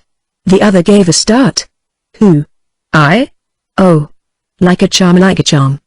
But the rest, oh, my goodness. All sick. They die so quick, too, that I haven't the time to send them out of the country. It's incredible." Just so," grunted the uncle. "Ah. My boy, trust to this, I say. Trust to this." I saw him extend his short flipper of an arm for a gesture that took in the forest, the creek, the mud. The river seemed to beckon with a dishonoring flourish before the sunlit face of the land, a treacherous appeal to the lurking death, to the hidden evil, to the profound darkness of its heart. It was so startling that I leapt to my feet and looked back at the edge of the forest, as though I had expected an answer of some sort to that black display of confidence. You know the foolish notions that come to one sometimes. The high stillness confronted these two figures with its ominous patience, waiting for the passing away of a fantastic invasion.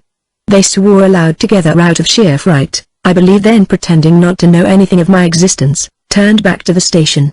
The sun was low, and leaning forward side by side, they seemed to be tugging painfully uphill their two ridiculous shadows of unequal length, that trailed behind them slowly over the tall grass without bending a single blade. In a few days the El Dorado expedition went into the patient wilderness, that closed upon it as the sea closes over a diver.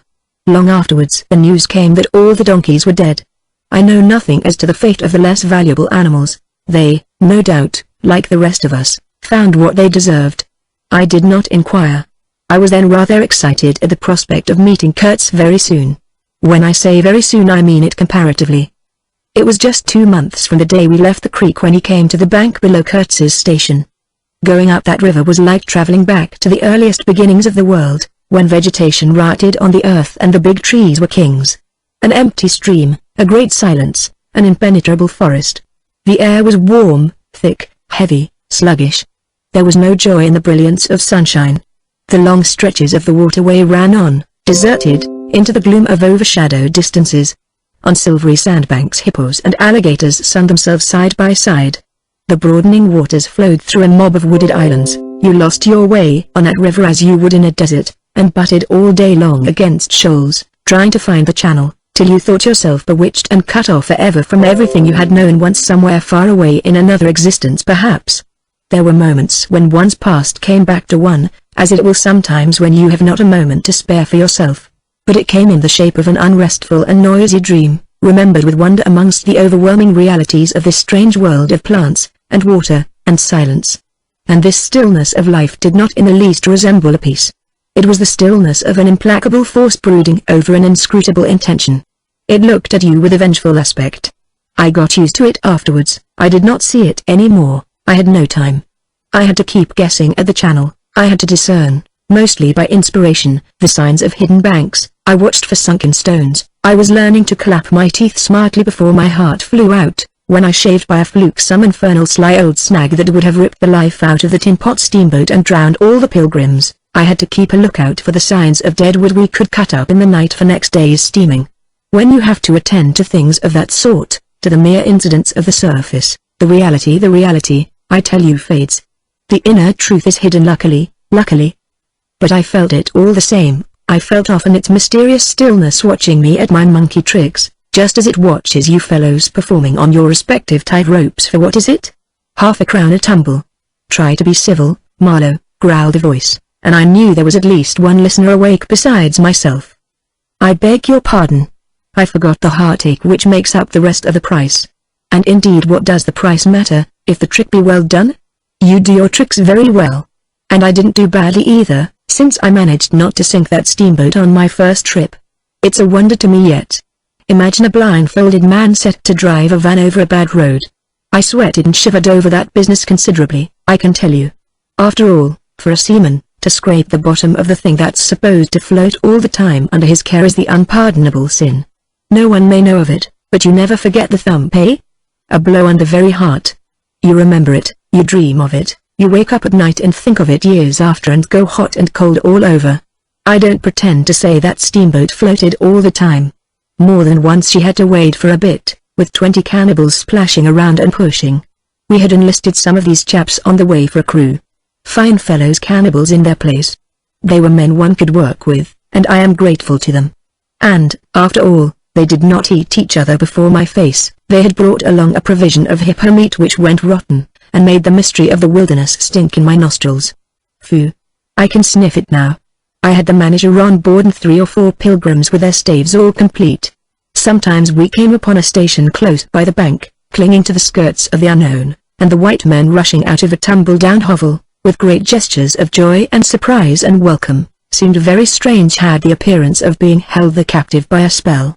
The word ivory would ring in the air for a while and on we went again into the silence, along empty reaches, round the still bends, between the high walls of our winding way, reverberating in hollow collapse the ponderous beat of the stern wheel. Trees, millions of trees, massive, immense, running up high, and at their foot, hugging the bank against the stream, crept the little begrimed steamboat, like a sluggish beetle crawling on the floor of a lofty portico. It made you feel very small, very lost, and yet it was not altogether depressing, that feeling. After all, if you were small, the grimy beetle crawled on, which was just what you wanted it to do. Where the pilgrims imagined it crawled to, I don't know.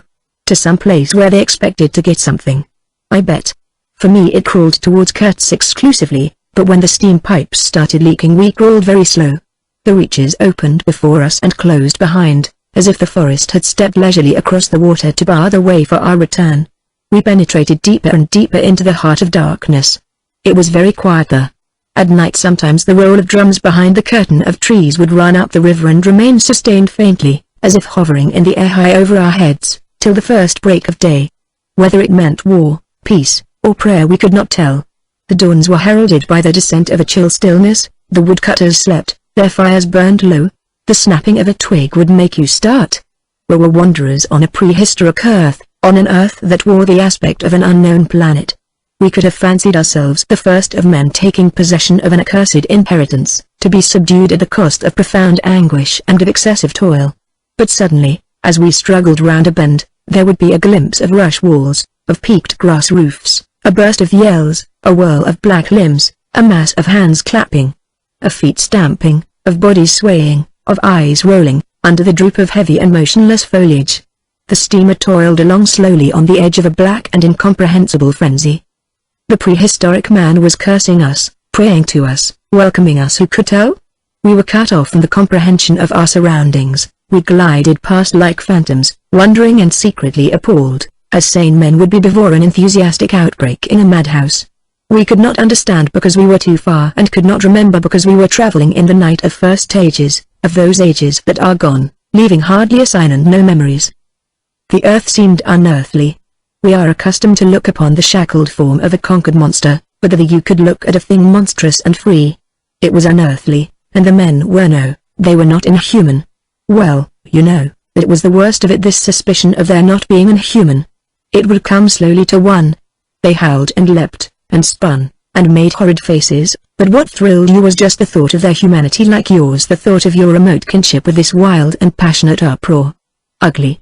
Yes, it was ugly enough, but if you were man enough you would admit to yourself that there was in you just the faintest trace of a response to the terrible frankness of that noise, a dim suspicion of there being a meaning in it which you so remote from the night of first ages could comprehend. And why not? The mind of man is capable of anything because everything is in it, all the past as well as all the future. What was there after all? Joy, fear, sorrow, devotion, valor, rage, who can tell? But truth stripped of its cloak of time. Let the fool gape and shudder, the man knows, and can look on without a wink. But he must at least be as much of a man as these on the shore. He must meet the truth with his own true stuff, with his own inborn strength. Principles won't do. Acquisitions, clothes, pretty rags that would fly off at the first good shake. No, you want a deliberate belief. An appeal to me in this fiendish row, is there?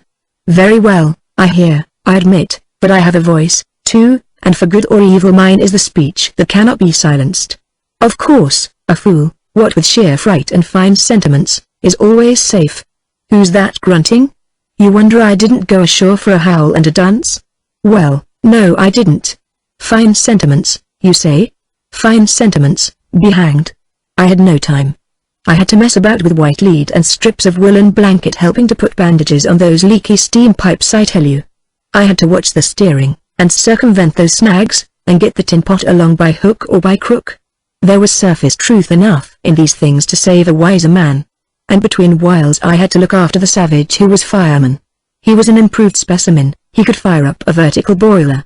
He was there below me, and, upon my word, to look at him was as edifying as seeing a dog in a parody of breeches and a feather hat, walking on his hind legs.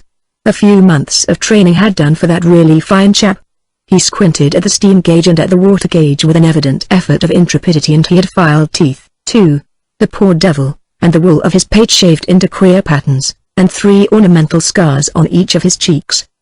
He ought to have been clapping his hands and stamping his feet on the bank, instead of which he was hard at work, a thrall to strange witchcraft, full of improving knowledge. He was useful because he had been instructed, and what he knew was this: that should the water in that transparent thing disappear, the evil spirit inside the boiler would get angry through the greatness of his thirst, and take a terrible vengeance. So he sweated and fired up and watched the glass fearfully, with an impromptu charm, made of rags, tied to his arm, and a piece of polished bone, as big as a watch, stuck flatways through his lower lip. While the wooded banks slipped past us slowly, the short noise was left behind. The interminable miles of silence, and we crept on, towards Kurtz. But the snags were thick. The water was treacherous and shallow. The boiler seemed indeed to have a sulky devil in it, and thus neither that fireman nor I had any time to peer into our creepy thoughts. Some 50 miles below the inner station we came upon a hut of reeds, an inclined and melancholy pole, with the unrecognizable tatters of what had been a flag of some sort flying from it, and a neatly stacked wood pile. This was unexpected. We came to the bank, and on the stack of firewood found a flat piece of board with some faded pencil writing on it. When deciphered it said, "Wood for you. Hurry up. Approach cautiously." There was a signature, but it was illegible, not Kurt saying much longer word. Hurry up. Where? Up the river? Approach cautiously. We had not done so. But the warning could not have been meant for the place where it could be only found after approach. Something was wrong above. But what and how much? That was the question. We commented adversely upon the imbecility of that telegraphic style. The bush around said nothing, and would not let us look very far, either. A torn curtain of red twill hung in the doorway of the hut, and flapped sadly in our faces. The dwelling was dismantled, but we could see a white man had lived there not very long ago. There remained a rude table, a plank on 2 posts, a heap of rubbish reposed in a dark corner, and by the door I picked up a book.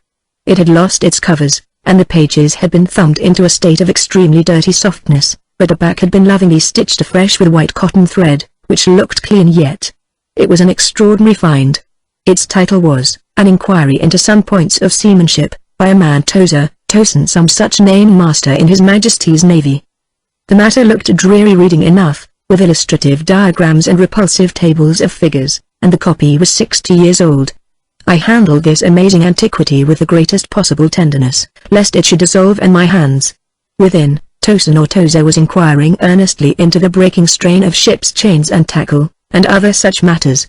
Not a very enthralling book, but at the first glance you could see there a singleness of intention, an honest concern for the right way of going to work, which made these humble pages, thought out so many years ago, luminous with another than a professional light. The simple old sailor, with his talk of chains and purchases, made me forget the jungle and the pilgrims in a delicious sensation of having come upon something unmistakably real. Such a book being there was wonderful enough, but still more astounding were the notes penciled in the margin, and plainly referring to the text. I couldn't believe my eyes. They were in cipher. Yes, it looked like cipher. Fancy a man lugging with him a book of that description into this nowhere and studying it and making notes in cipher at that. It was an extravagant mystery.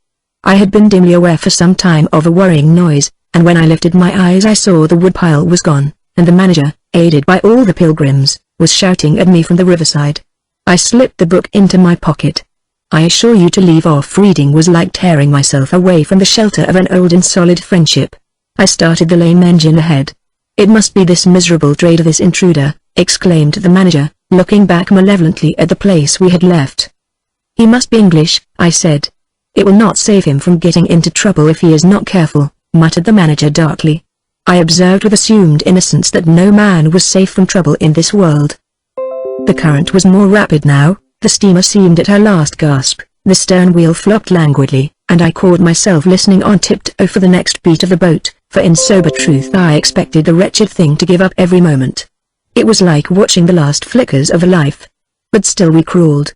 Sometimes I would pick out a tree a little way ahead to measure our progress towards Kurt's Bay, but I lost it invariably before we got abreast. To keep the eyes so long on one thing was too much for human patience. The manager displayed a beautiful resignation. I fretted and fumed and took to arguing with myself whether or no I would talk openly with Kurtz, but before I could come to any conclusion it occurred to me that my speech or my silence, indeed any action of mine, would be a mere futility. What did it matter what anyone knew or ignored? What did it matter who was manager? One gets sometimes such a flash of insight. The essentials of this affair lay deep under the surface, beyond my reach, and beyond my power of meddling. Towards the evening of the second day we judged ourselves about 8 miles from Kurtz's station. I wanted to push on, but the manager looked grave, and told me the navigation up there was so dangerous that it would be advisable, the sun being very low already, to wait where we were till next morning. Moreover, He pointed out that if the warning to approach cautiously were to be followed, we must approach in daylight, not at dusk or in the dark. This was sensible enough. 8 miles meant nearly 3 hours steaming for us, and I could also see suspicious ripples at the upper end of the reach. Nevertheless, I was annoyed beyond expression at the delay, and most unreasonably, too, since one night more could not matter much after so many months. As we had plenty of wood, and caution was the word, I brought up in the middle of the stream. The reach was narrow, straight, with high side like a railway cutting. The dusk came gliding into it long before the sun had set. The current ran smooth and swift, but a dumb immobility sat on the banks. The living trees, lashed together by the creepers and every living bush of the undergrowth, might have been changed into stone, even to the slenderest twig, to the lightest leaf. It was not sleep, it seemed unnatural, like a state of trance. Not the faintest sound of any kind could be heard. You looked on amazed, and began to suspect yourself of being deaf. Then the night came suddenly, and struck you blind as well. About 3 in the morning some large fish leapt, and the loud splash made me jump as though a gun had been fired. When the sun rose there was a white fog, very warm and clammy, and more blinding than the night. It did not shift or drive, it was just there, standing all around you like something solid. At 8 or 9, perhaps, it lifted as a shutter lifts.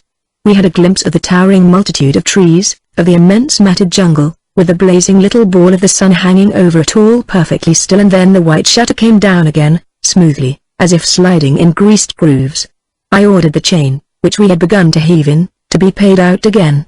Before it stopped running with a muffled rattle, a cry, a very loud cry, as of infinite desolation, soared slowly in the opaque air. It ceased. A complaining clamor, modulated in savage discords, filled our ears. The sheer unexpectedness of it made my hair stir under my cap. I don't know how it struck the others, to me it seemed as though the mist itself had screamed, so suddenly, and apparently from all sides at once, did this tumultuous and mournful uproar arise.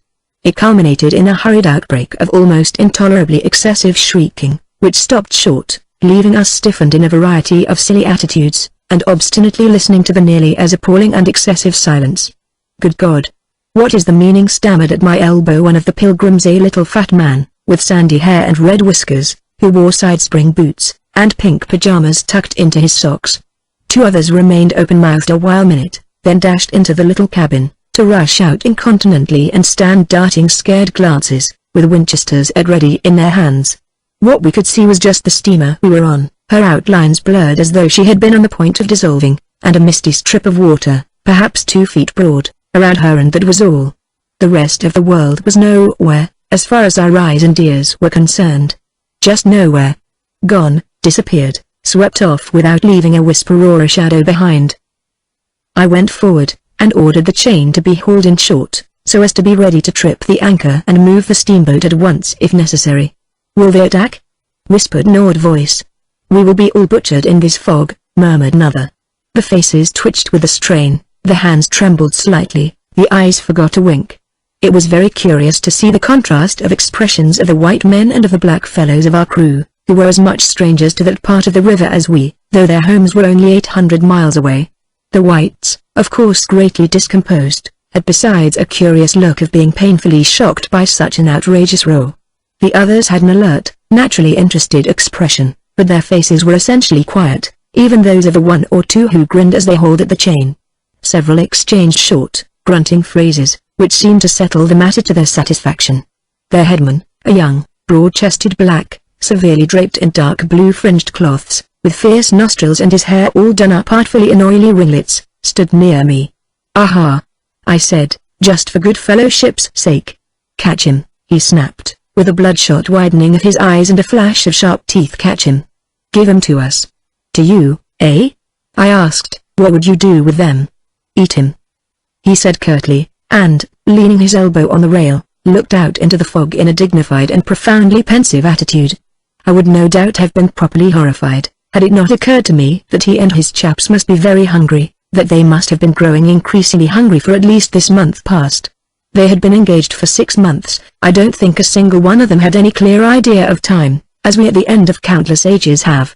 They still belonged to the beginnings of time, had no inherited experience to teach them as it were, and of course, as long as there was a piece of paper written over in accordance with some farcical law or other made down the river, it didn't enter anybody's head to trouble how they would live.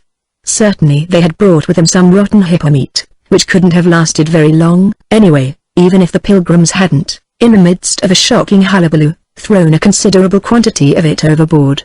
It looked like a high-handed proceeding, but it was really a case of legitimate self-defense. You can't breathe dead hippo waking, sleeping, and eating, and at the same time keep your precarious grip on existence. Besides that, they had given them every week 3 pieces of brass wire, each about 9 inches long, and the theory was they were to buy their provisions with that currency in riverside villages. You can see how that worked. There were either no villages, or the people were hostile, or the director, who like the rest of us fed out of tins, with an occasional old he-goat thrown in, didn't want to stop the steamer for some more or less recondite reason.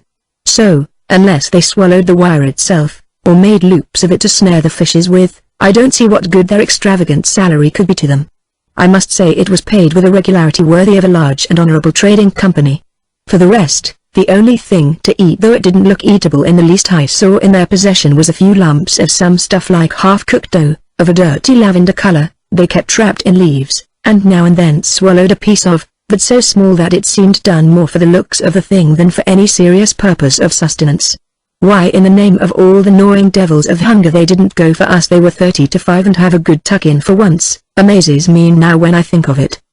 They were big powerful men, with not much capacity to weigh the consequences, with courage, with strength, even yet, though their skins were no longer glossy and their muscles no longer hard. And I saw that something restraining, one of those human secrets that baffle probability, had come into play there. I looked at them with a swift quickening of interest, not because it occurred to me I might be eaten by them before very long, though I own to you that just then I perceived in a new light, as it were, how unwholesome the pilgrims looked, and I hoped, yes, I positively hoped, that my aspect was not so, what shall I say, so unappetizing, a touch of fantastic vanity which fitted well with the dream sensation that pervaded all my days at that time. Perhaps I had a little fever, too. One can't live with one's finger everlastingly on one's pulse. I had often a little fever, or a little touch of other things, the playful paw strokes of the wilderness, the preliminary trifling before the more serious onslaught which came in due course. Yes, I looked at them as you would on any human being, with a curiosity of their impulses, motives, capacities, weaknesses, when brought to the test of an inexorable physical necessity. Restraint. What possible restraint? Was it superstition, disgust, patience, fear, or some kind of primitive honor? No fear can stand up to hunger, no patience can wear it out, disgust simply does not exist where hunger is, and as to superstition, beliefs, and what you may call principles, they are less than chaff in a breeze. Don't you know the devilry of lingering starvation, its exasperating torment, its black thoughts, its somber and brooding ferocity? Well, I do. It takes a man all his inborn strength to fight hunger properly. It's really easier to face bereavement, dishonor, and the perdition of one's soul than this kind of prolonged hunger. Sad, but true. And these chaps, too, have no earthly reason for any kind of scruple. Restraint. I would just as soon have expected restraint from a hyena prowling amongst the corpses of a battlefield. But there was the fact facing me, the fact dazzling, to be seen, like the foam on the depths of the sea, like a ripple on an unfathomable enigma, a mystery greater when I thought of it than the curious, inexplicable note of desperate grief in this savage clamor that had swept by us on the riverbank, behind the blind whiteness of the fog. 2 pilgrims were quarreling in hurried whispers as to which bank. Left. No, no, how can you? Right, right, of course. It is very serious, said the manager's voice behind me. I would be desolated if anything should happen to Mr. Kurtz before we came up. I looked at him, and had not the slightest doubt he was sincere. He was just the kind of man who would wish to preserve appearances. That was his restraint. But when he muttered something about going on at once, I did not even take the trouble to answer him. I knew, and he knew, that it was impossible. Were we to let go our hold of the bottom, we would be absolutely in the air and space. We wouldn't be able to tell where we were going to, whether up or downstream, or across till we fetched against one bank or the other, and then we wouldn't know at first which it was. Of course I made no move. I had no mind for a smash-up. You couldn't imagine a more deadly place for a shipwreck. Whether we drowned at once or not, we were sure to perish speedily in one way or another. I authorize you to take all the risks, he said, after a short silence. I refuse to take any, I said shortly, which was just the answer he expected, though its tone might have surprised him. Well, I must defer to your judgment. You are captain, he said with marked civility. I turned my shoulder to him in sign of my appreciation, and looked into the fog. How long would it last? It was the most hopeless lookout. The approach to this Kurt's grubbing for ivory in the wretched bush was beset by as many dangers as though he had been an enchanted princess sleeping in a fabulous castle. Will they attack, do you think? Asked the manager, in a confidential tone.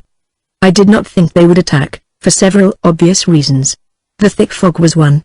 If they left the bank in their canoes they would get lost in it, as we would be if we attempted to move. Still, I had also judged the jungle of both banks quite impenetrable, and yet eyes were in it, eyes that had seen us. The riverside bushes were certainly very thick, but the undergrowth behind was evidently penetrable. However, during the short lift I had seen no canoes anywhere in the reach, certainly not abreast of the steamer. But what made the idea of attack inconceivable to me was the nature of the noise of the cries we had heard. They had not the fierce character boding immediate hostile intention. Unexpected, wild, and violent as they had been, they had given me an irresistible impression of sorrow. The glimpse of the steamboat had for some reason filled those savages with unrestrained grief.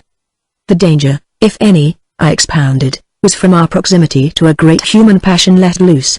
Even extreme grief may ultimately vent itself in violence, but more generally takes the form of apathy. You should have seen the pilgrims stare. They had no heart to grin, or even to revile me, but I believe they thought me gone mad with fright, maybe. I delivered a regular lecture. My dear boys, it was no good bothering. Keep a lookout. Well, you may guess I watched the fog for the signs of lifting as a cat watches a mouse, but for anything else our eyes were of no more use to us than if we had been buried miles deep in a heap of cotton wool. It felt like it, too choking, warm, stifling. Besides, all I said, though it sounded extravagant, was absolutely true to fact. What we afterwards alluded to as an attack was really an attempted repulse. The action was very far from being aggressive. It was not even defensive, in the usual sense. It was undertaken under the stress of desperation, and in its essence was purely protective. It developed itself, I should say, 2 hours after the fog lifted, and its commencement was at a spot, roughly speaking, about 1.5 miles below Kurtz's station. We had just floundered and flopped round a bend, when I saw an islet, a mere grassy hummock of bright green, in the middle of the stream. It was the only thing of the kind, but as we opened the reach more, I perceived it was the head of a long sandbank, or rather of a chain of shallow patches stretching down the middle of the river. They were discolored, just awash, and the whole lot was seen just under the water, exactly as a man's backbone is seen running down the middle of his back under the skin. Now, as far as I did see, I could go to the right or to the left of this. I didn't know either channel, of course. The banks looked pretty well alike, the depth appeared the same, but as I had been informed the station was on the west side, I naturally headed for the western passage. No sooner had we fairly entered it than I became aware it was much narrower than I had supposed. To the left of us there was the long uninterrupted shoal, and to the right a high, steep bank heavily overgrown with bushes. Above the bush the trees stood in serried ranks. The twigs overhung the current thickly, and from distance to distance a large limb of some tree projected rigidly over the stream. It was then well on in the afternoon. The face of the forest was gloomy, and a broad strip of shadow had already fallen on the water. In this shadow we steamed up very slowly, as you may imagine. I sheered her well inshore, the water being deepest near the bank, as the sounding pole informed me. One of my hungry and forbearing friends was sounding in the bows just below me. This steamboat was exactly like a decked scow. On the deck, there were 2 little teakwood houses, with doors and windows. The boiler was in the fore end, and the machinery right astern. Over the whole there was a light roof, supported on stanchions. The funnel projected through that roof, and in front of the funnel a small cabin built of light planks served for a pilot house. It contained a couch, 2 camp stools, a loaded Martini Henry leaning in one corner, a tiny table, and a steering wheel. It had a wide door in front and a broad shutter at each side. All these were always thrown open, of course. I spent my days perched up there on the extreme fore end of that roof, before the door. At night I slept, or tried to, on the couch. An athletic black belonging to some coast tribe and educated by my poor predecessor, was the helmsman. He sported a pair of brass earrings, wore a blue cloth wrapper from the waist to the ankles, and thought all the world of himself. He was the most unstable kind of fool I had ever seen. He steered with no end of a swagger while you were by, but if he lost sight of you, he became instantly the prey of an abject funk, and would let that cripple of a steamboat get the upper hand of him in a minute. I was looking down at the sounding pole, and feeling much annoyed to see it each try a little more of it stick out of that river, when I saw my poleman give up on the business suddenly, and stretch himself flat on the deck, without even taking the trouble to haul his pole in. He kept hold on it though, and it trailed in the water. At the same time the fireman, whom I could also see below me, sat down abruptly before his furnace and ducked his head. I was amazed. Then I had to look at the river mighty quick, because there was a snag in the fairway. Sticks, little sticks, were flying about thick. They were whizzing before my nose, dropping below me, striking behind me against my pilot house. All this time the river, the shore, the woods, were very quiet, perfectly quiet. I could only hear the heavy splashing thump of the stern wheel and the patter of these things. We cleared the snag clumsily. Arrows, by Jove! We were being shot at. I stepped in quickly to close the shutter on the land side. That fool helmsman, his hands on the spokes, was lifting his knees high, stamping his feet, champing his mouth, like a reined-in horse. Confound him. And we were staggering within 10 feet of the bank. I had to lean right out to swing the heavy shutter, and I saw a face amongst the leaves on the level with my own, looking at me very fierce and steady, and then suddenly, as though a veil had been removed from my eyes, I made out, deep in the tangled gloom, naked breasts, arms, legs, glaring eyes. The bush was swarming with human limbs in movement, glistening, of bronze color. The twigs shook, swayed, and rustled, the arrows flew out of them, and then the shutter came to. "Steer her straight," I said to the helmsman. He held his head rigid, face forward, but his eyes rolled. He kept on lifting and setting down his feet gently. His mouth foamed a little. "Keep quiet," I said in a fury. I might just as well have ordered the tree not to sway in the wind. I darted out. Below me there was a great scuffle of feet on the iron deck, confused exclamations. A voice screamed, "Can you turn back?" I caught sight of a V-shaped triple on the water ahead. What? Another snag. A fusillade burst out under my feet. The pilgrims had opened with their Winchesters, and were simply squirting lead into that bush. A deuce of a lot of smoke came up and drove slowly forward. I swore at it. Now I couldn't see the ripple or the snag either. I stood in the doorway, peering, and the arrows came in swarms. They might have been poisoned, but they looked as though they wouldn't kill a cat. The bush began to howl. Our woodcutters raised a warlike whoop. The report of a rifle just at my back deafened me. I glanced over my shoulder, and the pilot house was yet full of noise and smoke when I made a dash at the wheel. The fool nigger had dropped everything, to throw the shutter open and let off that Martini Henry. He stood before the wide opening, glaring, and I yelled at him to come back, while I straightened the sudden twist out of that steamboat. There was no room to turn even if I had wanted to. The snag was somewhere very near ahead in that confounded smoke. There was no time to lose, so I just crowded her into the bank, right into the bank, where I knew the water was deep. We tore slowly along the overhanging bushes in a whirl of broken twigs and flying leaves. The fusillade below stopped short, as I had foreseen it would when the squirts got empty. I threw my head back to a glinting whiz that traversed the pilot house, in at one shutter hole and out at the other. Looking past the mad helmsman, who was shaking the empty rifle and yelling at the shore, I saw vague forms of men running bent double, leaping, gliding, distinct, incomplete, evanescent. Something big appeared in the air before the shutter, the rifle went overboard, and the man stepped back swiftly, looked at me over his shoulder in an extraordinary, profound, familiar manner, and fell upon my feet. The side of his head hit the wheel twice, and the end of what appeared a long cane clattered round and knocked over a little camp stool. It looked as though after wrenching that thing from somebody ashore he had lost his balance in the effort. The thin smoke had blown away, we were clear of the snag, and looking ahead I could see that in another 100 yards or so I would be free to sheer off, away from the bank, but my feet felt so very warm and wet that I had to look down. The man had rolled on his back and stared straight up at me, both his hands clutched that cane. It was the shaft of a spear that, either thrown or launched through the opening, had caught him in the side, just below the ribs. The blade had gone in out of sight. After making a frightful gash, my shoes were full. A pool of blood lay very still, gleaming dark red under the wheel. His eyes shone with an amazing luster. The fusillade burst out again. He looked at me anxiously, gripping the spear like something precious, with an air of being afraid I would try to take it away from him. I had to make an effort to free my eyes from his gaze and attend to the steering. With one hand I felt above my head for the line of the steam whistle, and jerked out screech after screech hurriedly.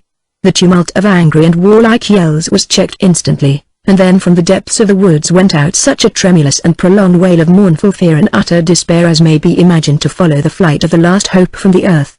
There was a great commotion in the bush, the shower of arrows stopped, a few dropping shots rang out sharply, then silence, in which the languid beat of the stern wheel came plainly to my ears. I put the helm hard a starboard at the moment when the pilgrim in pink pajamas, very hot and agitated, appeared in the doorway. "The manager sends me," he began in an official tone, and stopped short. "Good God!" he said, glaring at the wounded man. We two whites stood over him, and his lustrous and inquiring glance enveloped us both. I declare it looked as though he would presently put to us some questions in an understandable language. But he died without uttering a sound, without moving a limb, without twitching a muscle.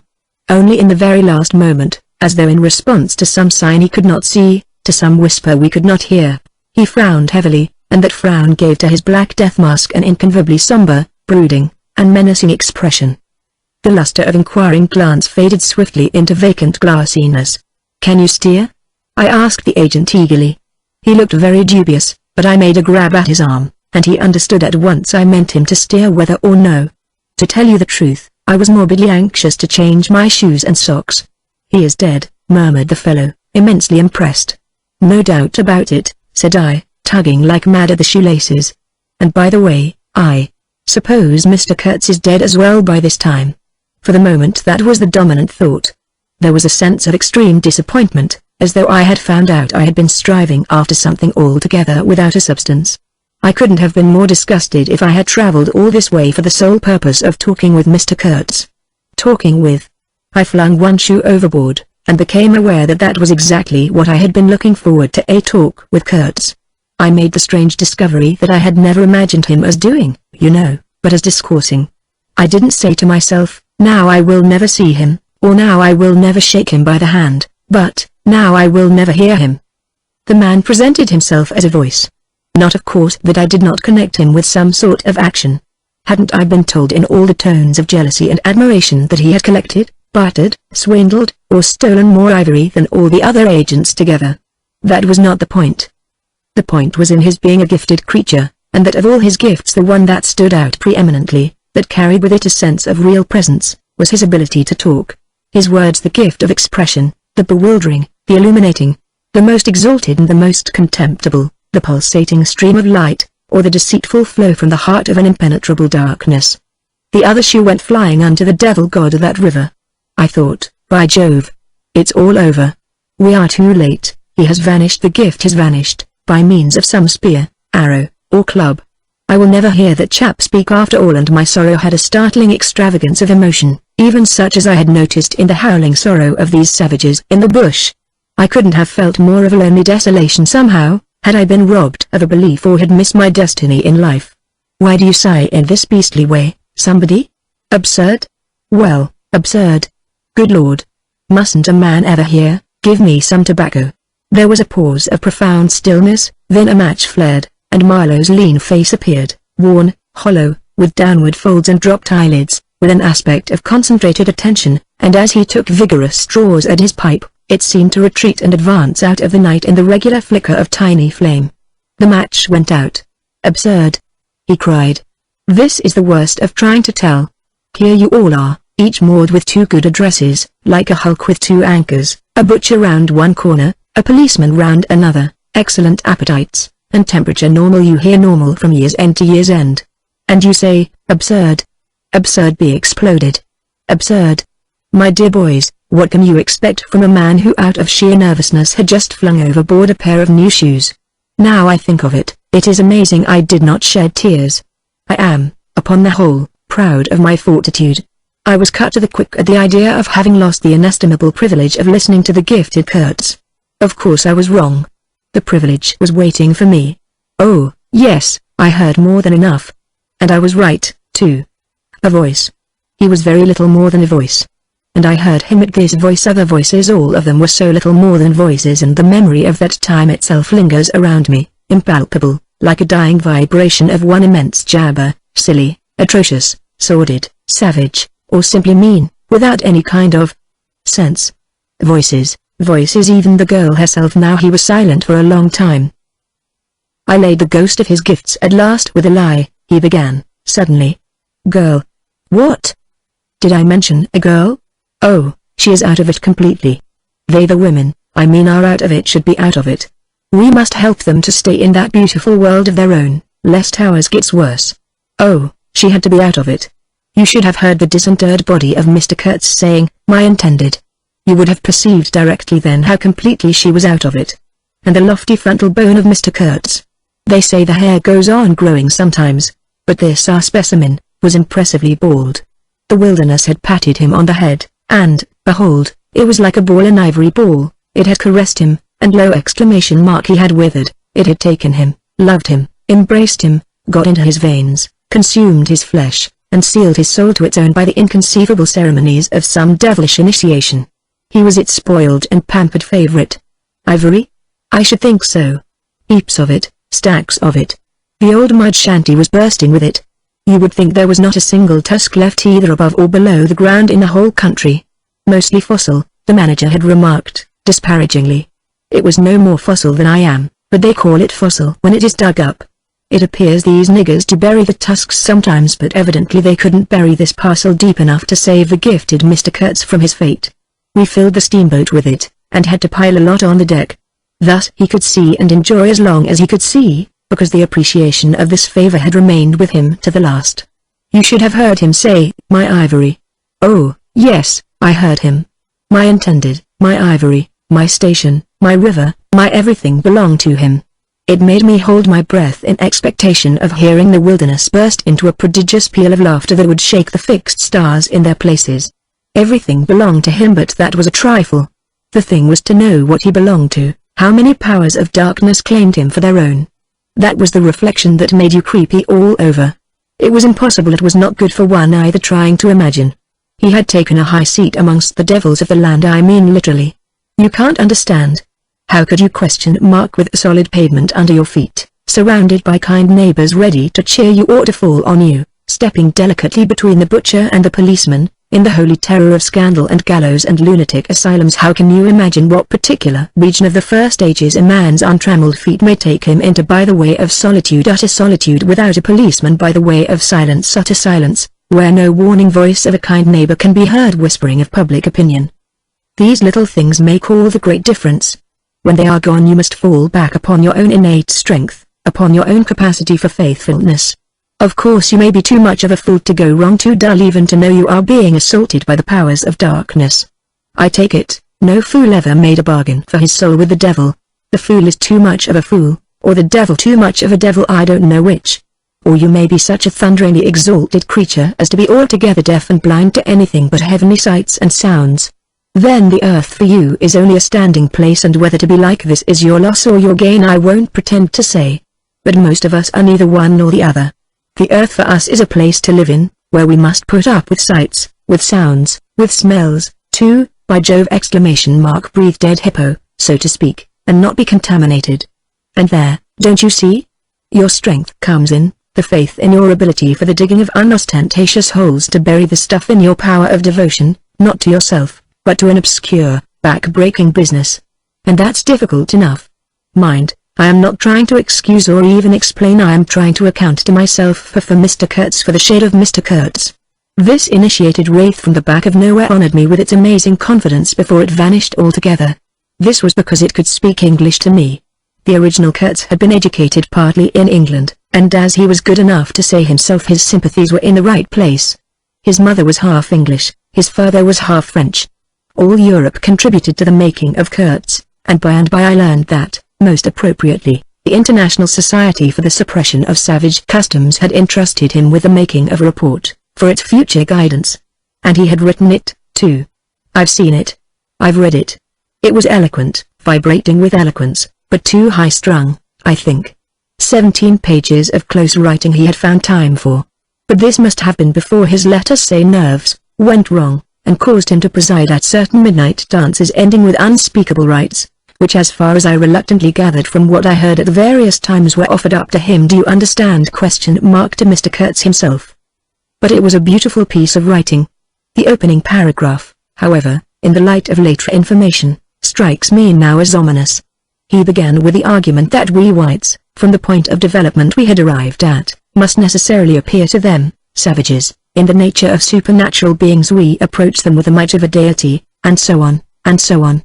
By the simple exercise of our will we can exert a power for good practically unbounded, etc., etc. From that point he soared and took me with him. The peroration was magnificent, though difficult to remember, you know. It gave me the notion of an exotic immensity ruled by an august benevolence. It made me tingle with enthusiasm. This was the unbounded power of eloquence, of words, of burning noble words. There were no practical hints to interrupt the magic current of phrases, unless a kind of note at the foot of the last page, scrawled evidently much later, in an unsteady hand, may be regarded as the exposition of a method. It was very simple, and at the end of that moving appeal to every altruistic sentiment it blazed at you, luminous and terrifying, like a flash of lightning in a serene sky, exterminate all the brutes. The curious part was that he had apparently forgotten all about that valuable postscriptum, because, later on, when he in a sense came to himself, he repeatedly entreated me to take good care of my pamphlet, he called it, as it was sure to have in the future a good influence upon his career. I had full information about all these things, and, besides, as it turned out, I was to have the care of his memory. I've done enough for it to give me the indisputable right to lay it, if I choose, for an everlasting rest in the dustbin of progress, amongst all the sweepings and, figuratively speaking, all the dead cats of civilization. But then, you see, I can't choose. He won't be forgotten. Whatever he was not common. He had the power to charm or frighten rudimentary souls into an aggravated witch dance in his honor. He could also fill the small souls of the pilgrims with bitter misgivings. He had one devoted friend at least, and he had conquered one soul in a world that was neither rudimentary nor tainted with self-seeking. No, I can't forget him, though I am not prepared to affirm the fellow was exactly worth the life we lost in getting to him. I missed my late helmsman awfully. I missed him even while his body was still lying in the pilot-house. Perhaps you will think it passing strange, this regret for a savage who was no more account than a grain of sand in a black Sahara. Well, don't you see? He had done something. He had steered. For months I had him at my back, a helping instrument. It was a kind of partnership. He steered for me, I had to look after him, I worried about his deficiencies, and thus a subtle bond had been created, of which I only became aware when it was suddenly broken. And the intimate profundity of that look he gave me when he received his hurt remains to this day in my memory like a claim of distant kinship affirmed in a supreme moment. Poor fool! If he had only left that shutter alone. He had no restraint, just like Kurt Satries swayed by the wind. As soon as I had put on a dry pair of slippers, I dragged him out, after first jerking the spear out of his side, which operation I confess I performed with my eyes shut tight. His heels leapt together over the little doorstep, his shoulders were pressed to my breast, I hugged him from behind desperately. Oh! He was heavy, heavier than any man on earth, I should imagine. Then without more ado I tipped him overboard. The current snatched him as though he had been a wisp of grass, and I saw the body roll over twice before I lost sight of it forever. All the pilgrims and the manager were then congregated on the awning deck about the pilot-house, chattering at each other like a flock of excited magpies, and there was a scandalized murmur at my heartless promptitude. What they wanted to keep that body hanging about for I can't guess. Embalm it, maybe. But I had also heard another, and a very ominous, murmur on the deck below. My friends the woodcutters were likewise scandalized, and with a better show of reason, though I admit that the reason itself was quite inadmissible. Oh, quite. I had made up my mind that if my late helmsman was to be eaten, the fishes alone should have him. He had been a very second-rate helmsman while alive, but now he was dead he might have become a first-class temptation, and possibly cause some startling trouble. Besides, I was anxious to take the wheel, the man in pink pajamas showing himself a hopeless stuffer at the business. This I did directly the simple funeral was over. We were going half-speed, keeping right in the middle of the stream, and I listened to the talk about me. They had given up Kurtz, they had given up the station, Kurtz was dead, and the station had been burnt, and so on and so on. The red-haired pilgrim was beside himself with the thought that at least this poor Kurtz had been properly avenged. Say, we must have made a glorious slaughter of them in the bush. Eh? What do you think? Say? He positively danced, the bloodthirsty little gingery beggar. And he had nearly fainted when he saw the wounded man. I could not help saying, you made a glorious lot of smoke, anyhow.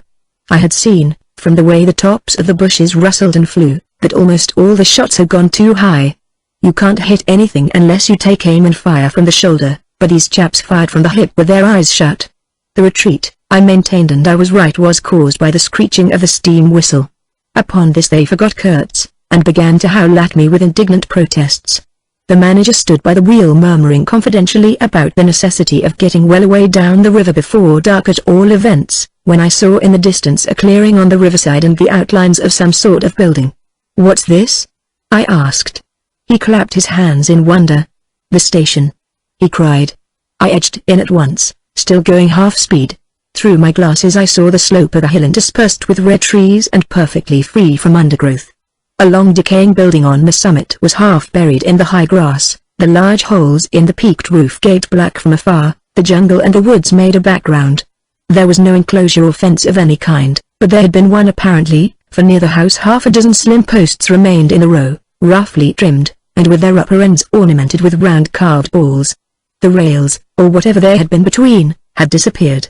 Of course the forest surrounded all that.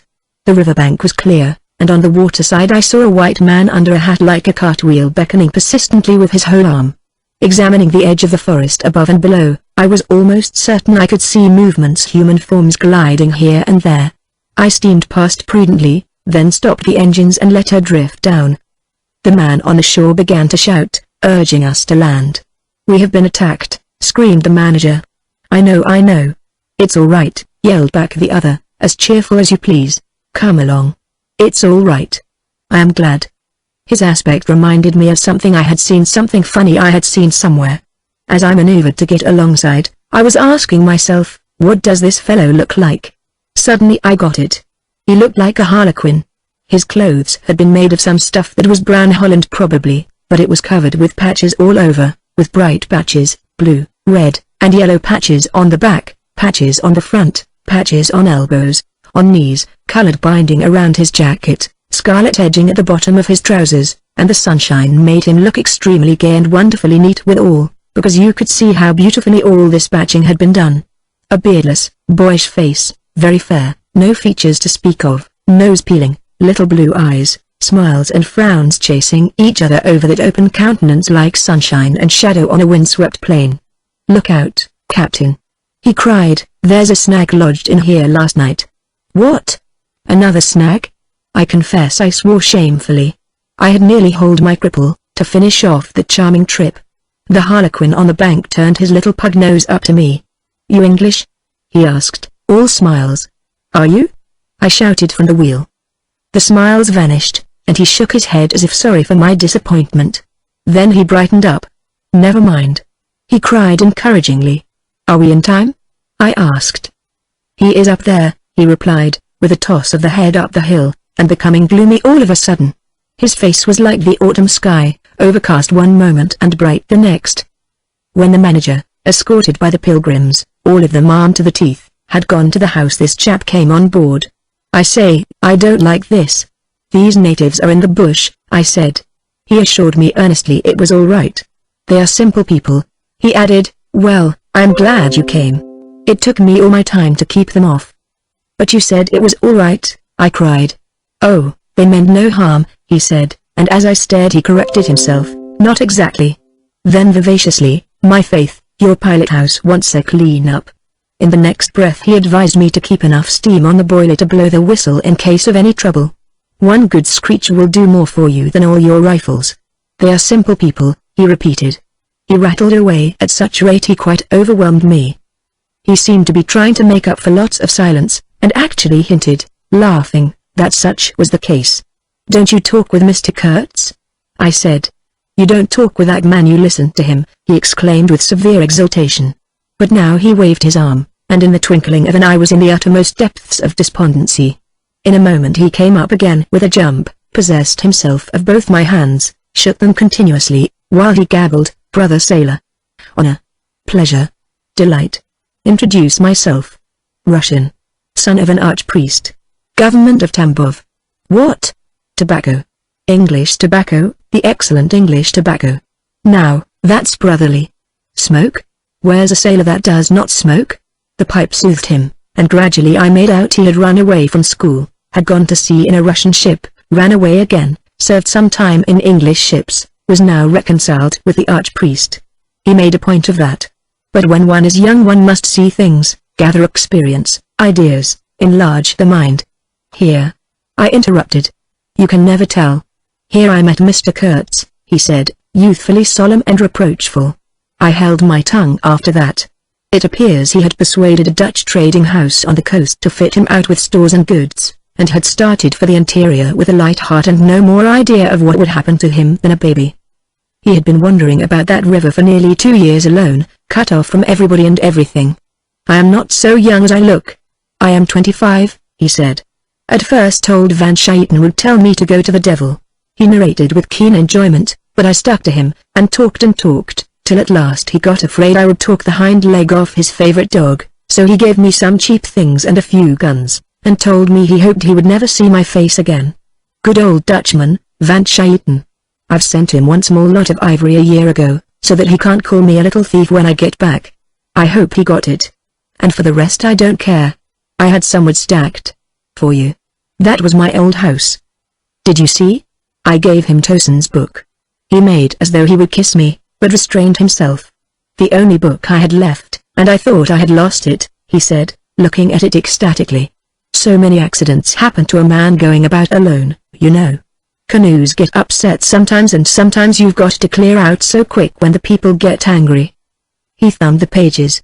You made notes in Russian? I asked. He nodded.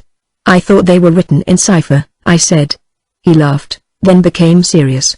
I had lots of trouble to keep these people off, he said. Did they want to kill you? I asked. Oh, no. He cried, and checked himself. Why did they attack us? I pursued. He hesitated, then said shamefacedly, they don't want him to go. Don't they? I said curiously. He nodded a nod full of mystery and wisdom. I tell you, he cried, this man has enlarged my mind. He opened his arms wide, staring at me with his little blue eyes that were perfectly round. Chapter 3. I looked at him, lost in astonishment. There he was before me, in motley, as though he had absconded from a troupe of mimes, enthusiastic, fabulous. His very existence was improbable, inexplicable, and altogether bewildering. He was an insoluble problem. It was inconceivable how he had existed, how he had succeeded in getting so far, how he had managed to remain, why he did not instantly disappear. I went a little farther, he said, then still a little farther till I had gone so far that I don't know how I'll ever get back. Never mind. Plenty time. I can manage. You take Kurtz away quick I tell you. The glamour of youth enveloped his party-colored rags. His destitution, his loneliness, the essential desolation of his futile wanderings. For months, for years his life hadn't been worth a day's purchase. And there he was gallantly, thoughtlessly alive, to all appearances indestructible solely by the virtue of his few years and of his unreflecting audacity. I was seduced into something like admiration, like envy. Glamour urged him on, glamour kept him unscathed. He surely wanted nothing from the wilderness but space to breathe in and to push on through. His need was to exist, and to move onwards at the greatest possible risk, and with a maximum of privation. If the absolutely pure, uncalculating, unpractical spirit of adventure had ever ruled a human being, it ruled this bepatched youth. I almost envied him the possession of this modest and clear flame. It seemed to have consumed all thought of self so completely, that even while he was talking to you, you forgot that it was he, the man before your eyes, who had gone through these things. I did not envy him his devotion to Kurtz, though. He had not meditated over it. It came to him, and he accepted it with a sort of eager fatalism. I must say that to me it appeared about the most dangerous thing in every way he had come upon so far. They had come together unavoidably, like two ships becalmed near each other, and lay rubbing sides at last. I suppose Kurtz wanted an audience, because on a certain occasion, when encamped in the forest, they had talked all night, or more probably Kurtz had talked. We talked of everything, he said, quite transported at the recollection. I forgot there was such a thing as sleep. The night did not seem to last an hour. Everything. Everything. Of love, too. He talked to you of love. I said, much amused. It isn't what you think, he cried, almost passionately. It was in general. He made me see things. He threw his arms up. We were on deck at the time, and the headman of my woodcutters, lounging nearby, turned upon him his heavy and glittering eyes. I looked around, and I don't know why, but I assure you that never before, did this land, this river, this jungle, the very arch of this blazing sky, appear to me so hopeless and so dark, so impenetrable to human thought, so pitiless to human weakness. And, ever since, you have been with him, of course? I said. On the contrary. It appears their intercourse had been very much broken by various causes. He had, as he informed me proudly, managed to nurse Kurtz through 2 illnesses. He alluded to it as you would to some risky feat, but as a rule Kurtz wandered alone, far in the depths of the forest. Very often coming to this station, I had to wait days and days before he would turn up, he said. Ah, it was worth waiting for exclamation marks sometimes. What was he doing? Exploring or what? I asked. Oh, yes, of course, he had discovered lots of villages, a lake, too. He did not know exactly in what direction. It was dangerous to inquire too much, but mostly his expeditions had been for ivory. But he had no goods to trade with by that time, I objected. There's a good lot of cartridges left even yet, he answered, looking away. To speak plainly, he raided the country, I said. He nodded. Not alone, surely. He muttered something about the villages round that lake. Kurtz got the tribe to follow him, did he? I suggested. He fidgeted a little. They adored him, he said. The tone of these words was so extraordinary that I looked at him searchingly. It was curious to see his mingled eagerness and reluctance to speak of Kurtz. The man filled his life, occupied his thoughts, swayed his emotions.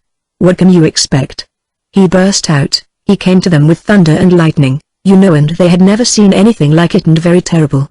He could be very terrible. You can't judge Mr. Kurtz as you would an ordinary man. No, no, no. Now just to give you an idea, I don't mind telling you, he wanted to shoot me, too, one day, but I don't judge him. Shoot you? I cried. What for? Well, I had a small lot of ivory the chief of that village near my house gave me. You see, I used to shoot game for them. Well, he wanted it, and wouldn't hear reason. He declared he would shoot me unless I gave him the ivory and then cleared out of the country, because he could do so, and had a fancy for it, and there was nothing on earth to prevent him killing whom he jolly well pleased. And it was true, too. I gave him the ivory. What did I care? But I didn't clear out. No, no. I couldn't leave him. I had to be careful, of course, till we got friendly again for a time. He had his second illness then. Afterwards I had to keep out of the way, but I didn't mind. He was living for the most part in those villages on the lake. When he came down to the river, sometimes he would take to me, and sometimes it was better for me to be careful. This man suffered too much. He hated all this, and somehow he couldn't get away. When I had a chance I begged him to try and leave while there was time. I offered to go back with him.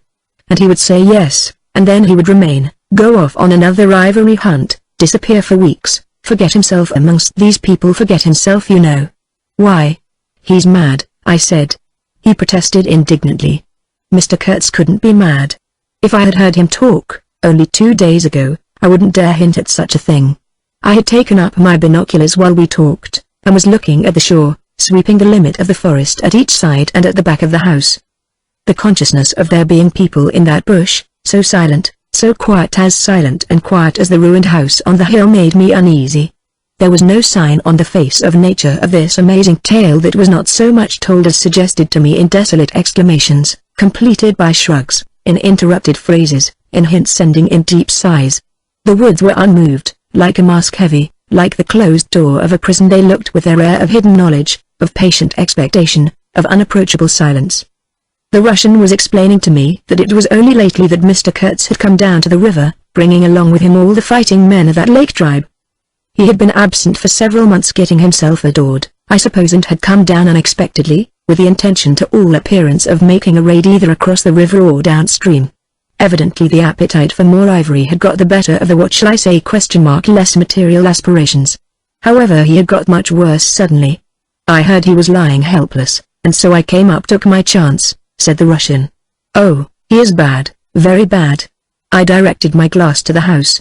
There were no signs of life, but there was the ruined roof, the long mud wall peeping above the grass, with 3 little square window holes, no 2 of the same size, all this brought within reach of my hand, as it were. And then I made a brusque movement, and one of the remaining posts of that vanished fence leapt up in the field of my glass. You remember I told you I had been struck at the distance by certain attempts at ornamentation, rather remarkable in the ruinous aspect of the place. Now I had suddenly a nearer view, and its first result was to make me throw my head back as if before a blow. Then I went carefully from post to post with my glass, and I saw my mistake. These round knobs were not ornamental but symbolic. They were expressive and puzzling, striking and disturbing food for thought and also for vultures if there had been any looking down from the sky, but at all events for such ants as were industrious enough to ascend the pole. They would have been even more impressive, those heads on the stakes, if their faces had not been turned to the house. Only one, the first I had made out, was facing my way. I was not so shocked as you may think. The start back I had given was really nothing but a movement of surprise. I had expected to see an obverve there, you know. I returned deliberately to the first I had seen and there it was, black, dried, sunken, with closed eyelids, a head that seemed to sleep at the top of that pole, and, with the shrunken dry lips showing a narrow white line of the teeth, was smiling, too, smiling continuously at some endless and jocose dream of that eternal slumber. I am not disclosing any trade secrets. In fact, the manager said afterwards that Mr. Kurtz's methods had ruined the district. I have no opinion on that point, but I want you clearly to understand that there was nothing exactly profitable in these heads being there. They only showed that Mr. Kurtz lacked restraint in the gratification of his various lusts, that there was something wanting in him, some small matter which, when a pressing need arose, could not be found under his magnificent eloquence. Whether he knew of this deficiency himself I can't say. I think the knowledge came to him at last, only at the very last. But the wilderness had found him out early, and had taken on him a terrible vengeance for the fantastic invasion. I think it had whispered to him things about himself which he did not know, things of which he had no conception till he took counsel with this great solitude, and the whisper had proved irresistibly fascinating. It echoed loudly within him because he was hollow at the core. I put down the glass, and the head that had appeared near enough to be spoken to seemed at once to have leapt away from me into inaccessible distance. The admirer of Mr. Kurtz was a bit crestfallen. In a hurried, indistinct voice he began to assure me he had not dared to take these symbols down. He was not afraid of the natives, they would not stir till Mr. Kurtz gave the word. His ascendancy was extraordinary. The camps of these people surrounded the place, and the chiefs came every day to see him. They would growl. "I don't want to know anything of the ceremonies used when approaching Mr. Kurtz," I shouted. Curious, this feeling that came over me that such details would be more intolerable than those heads drying on the stakes under Mr. Kurtz's windows. After all, that was only a savage sight, while I seemed at one bound to have been transported into some lightless region of subtle horrors, where pure, uncomplicated savagery was a positive relief, being something that had a right to exist obviously in the sunshine. The young man looked at me with surprise. I suppose it did not occur to him that Mr. Kurtz was no idol of mine. He forgot I hadn't heard any of these splendid monologues on, what was it? On love, justice, conduct of life, or what not. If it had come to crawling before Mr. Kurtz, he crawled as much as the veriest savage of them all. I had no idea of the conditions, he said. These heads were the heads of rebels. I shocked him excessively by laughing. Rebels. What would be the next definition I was to hear? There had been enemies, criminals, workers, and these were rebels. Those rebellious heads looked very subdued to me on their sticks. "You don't know how such a life tries a man like Kurtz," cried Kurtz's last disciple. "Well, and you?" I said. I am a simple man. I have no great thoughts. I want nothing from anybody. How can you compare me to?" His feelings were too much for speech, and suddenly he broke down. "I don't understand," he groaned. "I've been doing my best to keep him alive, and that's enough. I had no hand in all this. I have no abilities. There hasn't been a drop of medicine or a mouthful of invalid food for months here. He was shamefully abandoned. A man like this, with such ideas. Shamefully. Shamefully. I haven't slept for the last 10 nights. His voice lost itself in the calm of the evening. The long shadows of the forest had slipped downhill while we talked, had gone far beyond the ruined hovel, beyond the symbolic row of stakes. All this was in the gloom, while we down there were yet in the sunshine, and the stretch of the river abreast of the clearing glittered in a still and dazzling splendor, with a murky and overshadowed bend above and below. Not a living soul was seen on the shore. The bushes did not rustle. Suddenly round the corner of the house a group of men appeared, as though they had come up from the ground. They waded waist deep in the grass, in a compact body, bearing an improvised stretcher in their midst. Instantly, in the emptiness of the landscape, a cry arose whose shrillness pierced the still air like a sharp arrow flying straight to the very heart of the land, and, as if by enchantment, streams of human beings, of naked human beings with spears in their hands, with bows, with shields, with wild glances and savage movements, were poured into the clearing by the dark-faced and pensive forest. The bushes shook, the grass swayed for a time, and then everything stood still in attentive immobility. "Now, if he does not say the right thing to them, we are all done for," said the Russian at my elbow. The knot of men with the stretcher had stopped, too, halfway to the steamer, as if petrified. I saw the man on the stretcher sit up, lank and with an uplifted arm, above the shoulders of the bearers. "Let us hope that the man who can talk so well of love in general will find some particular reason to spare us this time," I said. I resented bitterly the absurd danger of our situation, as if to be at the mercy of that atrocious phantom had been a dishonoring necessity. I could not hear a sound, but through my glasses I saw the thin arm extended commandingly, the lower jaw moving, the eyes of that apparition shining darkly far in its bony head that nodded with grotesque jerks. Kurtz, that means short in German, don't it? Well, the name was as true as everything else in his life and death. He looked at least 7 feet long. His covering had fallen off, and his body emerged from it pitiful and appalling as from a winding sheet. I could see the cage of his ribs all astir, the bones of his arm waving. It was as though an animated image of death carved out of old ivory had been shaking its hand with menaces at a motionless crowd of men made of dark and glittering bronze. I saw him open his mouth wide. It gave him a weirdly voracious aspect, as though he had wanted to swallow all the air, all the earth, all the men before him. A deep voice reached me faintly. He must have been shouting. He fell back suddenly. The stretcher shook as the bearers staggered forward again, and almost at the same time I noticed that the crowd of savages was vanishing without any perceptible movement of retreat, as if the forest that had ejected these beings so suddenly had drawn them in again as the breath is drawn in a long aspiration.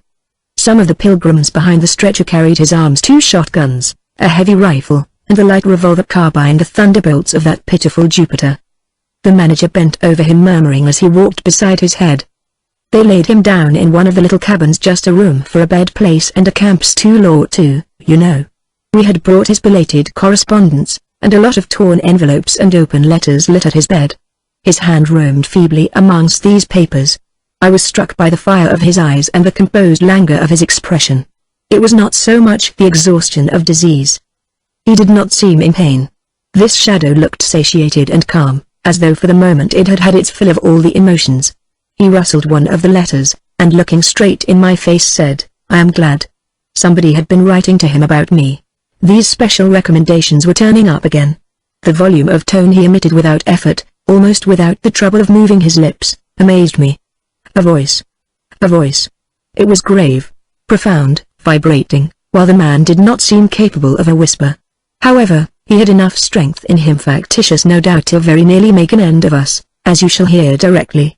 The manager appeared silently in the doorway. I stepped out at once and he drew the curtain after me. The Russian, eyed curiously by the pilgrims, was staring at the shore. I followed the direction of his glance. Dark human shapes could be made out in the distance, flitting indistinctly against the gloomy border of the forest, and near the river 2 bronze figures, leaning on tall spears, stood in the sunlight under fantastic headdresses of spotted skins, warlike and still in statuesque repose. And from right to left along the lighted shore moved a wild and gorgeous apparition of a woman.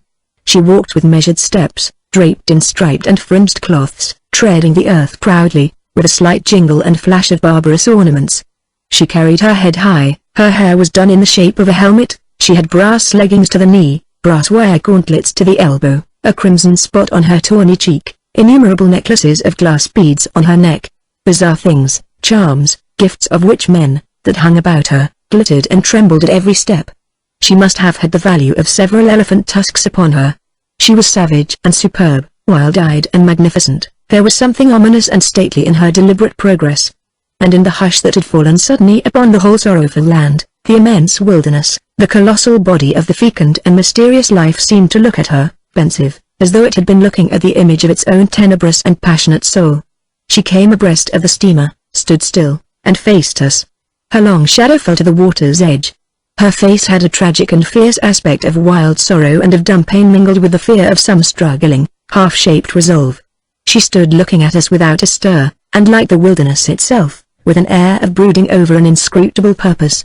A whole minute passed, and then she made a step forward. There was a low jingle, a glint of yellow metal, a sway of fringed draperies, and she stopped as if her heart had failed her. The young fellow by my side growled. The pilgrims murmured at my back. She looked at us all as if her life had depended upon the unswerving steadiness of her glance.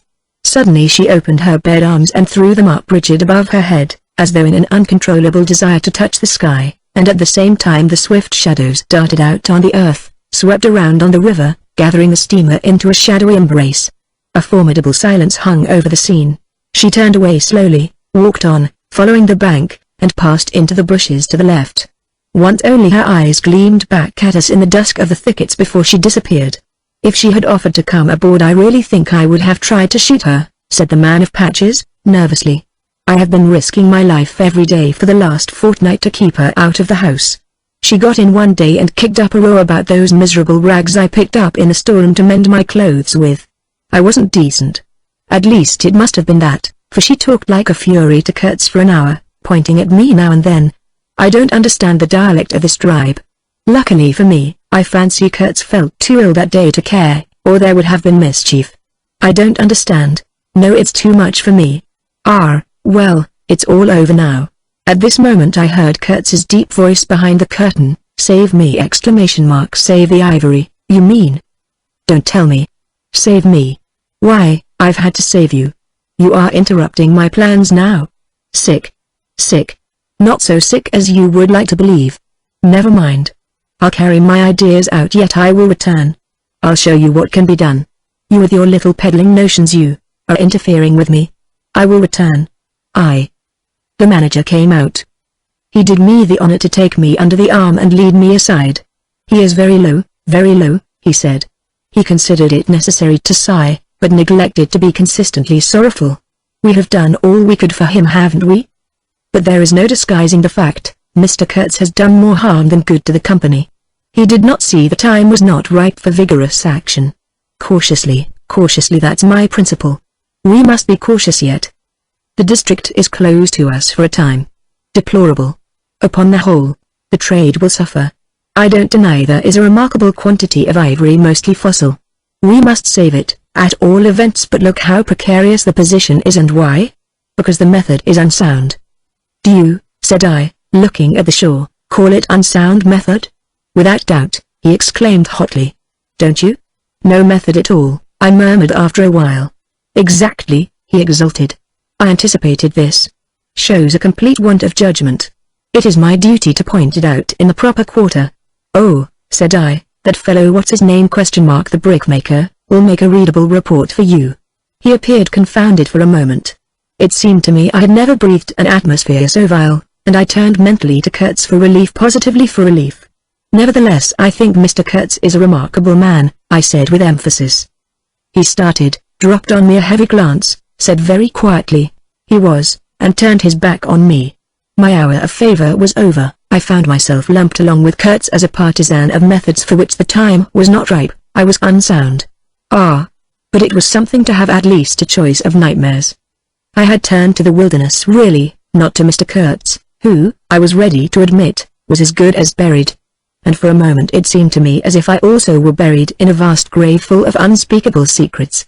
I felt an intolerable weight oppressing my breast, the smell of the damp earth, the unseen presence of victorious corruption, the darkness of an impenetrable night. The Russian tapped me on the shoulder. I heard him mumbling and stammering something about Brother Seaman couldn't conceal knowledge of matters that would affect Mr. Kurtz's reputation. I waited. For him evidently Mr. Kurtz was not in his grave. I suspect that for him Mr. Kurtz was one of the immortals. "Well," said I at last, "speak out. As it happens, I am Mr. Kurtz's friend in a way." He stated with a good deal of formality that had we not been of the same profession, he would have kept the matter to himself without regard to consequences. He suspected there was an active ill will towards him on the part of these white men. "That you are right," I said, remembering a certain conversation I had overheard. "The manager thinks you ought to be hanged." He showed a concern at this intelligence which amused me at first. "I had better get out of the way quietly," he said earnestly. "I can do no more for Kurtz now, and they would soon find some excuse." "What's to stop them?" "There's a military post 300 miles from here." "Well, upon my word," said I, "perhaps you had better go if you have any friends amongst the savages nearby." "Plenty," he said.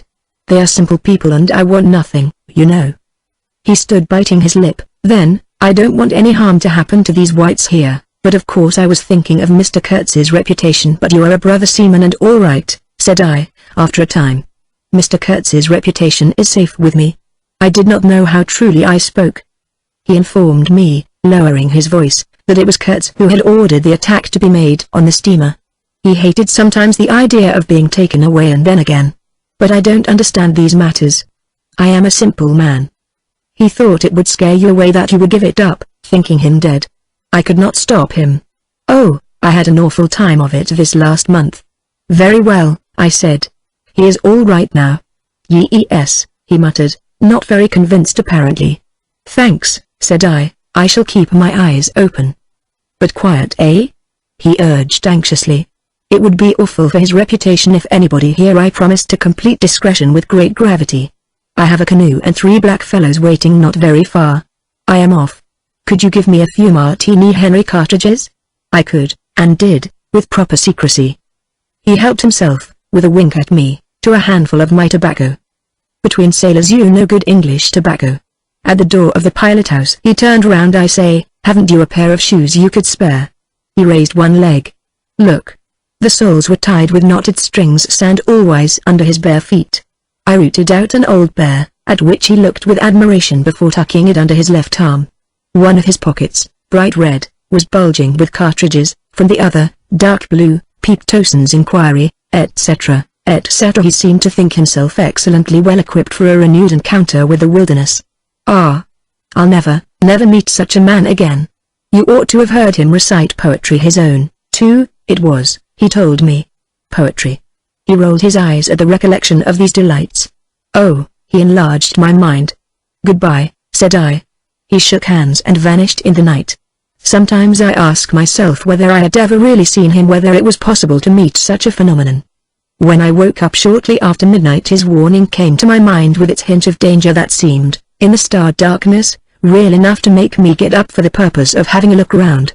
On the hill a big fire burned, illuminating fitfully a crooked corner of the station house. One of the agents, with a picket of a few of our blacks, armed for the purpose, was keeping guard over the ivory, but deep within the forest, red gleams that wavered, that seemed to sink and rise from the ground amongst confused columnar shapes of intense blackness, showed the exact position of the camp where Mr. Kurtz's adorers were keeping their uneasy vigil. The monotonous beating of a big drum filled the air with muffled shocks and a lingering vibration. A steady droning sound of many men chanting each to himself some weird incantation came out from the black, flat wall of the woods as the humming of bees comes out of a hive, and had a strange narcotic effect upon my half-awake senses. I believe I dozed off leaning over the rail, till an abrupt burst of yells, an overwhelming outbreak of a pent-up and mysterious frenzy, woke me up in bewildered wonder. It was cut short all at once, and the low droning went on with an effect of audible and soothing silence. I glanced casually into the little cabin. A light was burning within, but Mr. Kurtz was not there. I think I would have raised an outcry if I had believed my eyes. But I didn't believe them at first. The thing seemed so impossible. The fact is I was completely unnerved by a sheer blank fright, pure abstract terror, unconnected with any distinct shape of physical danger. What made this emotion so overpowering was, how shall I define it? The moral shock I received, as if something altogether monstrous, intolerable to thought and odious to the soul, had been thrust upon me unexpectedly. This lasted of course the merest fraction of a second, and then the usual sense of commonplace, deadly danger, the possibility of a sudden onslaught and massacre, or something of the kind, which I saw impending, was positively welcome and composing. It pacified me, in fact, so much that I did not raise an alarm. There was an agent buttoned up inside an ulster and sleeping on a chair on deck within 3 feet of me. The yells had not awakened him. He snored very slightly. I left him to his slumbers and leapt ashore. I did not betray Mr. Kurtz. It was ordered I should never betray him. It was written I should be loyal to the nightmare of my choice. I was anxious to deal with this shadow by myself alone, and to this day I don't know why I was so jealous of sharing with anyone the peculiar blackness of that experience. As soon as I got on the bank I saw a broad trail through the grass. I remember the exultation with which I said to myself, he can't walk, he is crawling on all fours, I've got him. The grass was wet with dew. I strode rapidly with clenched fists. I fancy I had some vague notion of falling upon him and giving him a drubbing. I don't know. I had some imbecile thoughts. The knitting old woman with a cat obtruded herself upon my memory as a most improper person to be sitting at the other end of such an affair. I saw a row of pilgrims squirting lead in the air out of Winchesters held to the hip. I thought I would never get back to the steamer, and imagined myself living alone and unarmed in the woods to an advanced age. Such silly things, you know. And I remember I confounded the beat of the drum with the beating of my heart, and was pleased at its calm regularity. I kept to the track though, then stopped to listen. The night was very clear, a dark blue space, sparkling with dew and starlight, in which black things stood very still. I thought I could see a kind of motion ahead of me. I was strangely cocksure of everything that night. I actually left the track and ran in a wide semicircle, I verily believe chuckling to myself, so as to get in front of that stir, of that motion I had seen, if indeed I had seen anything. I was circumventing Kurtz as though it had been a boyish game. I came upon him, and, if he had not heard me coming, I would have fallen over him, too, but he got up in time.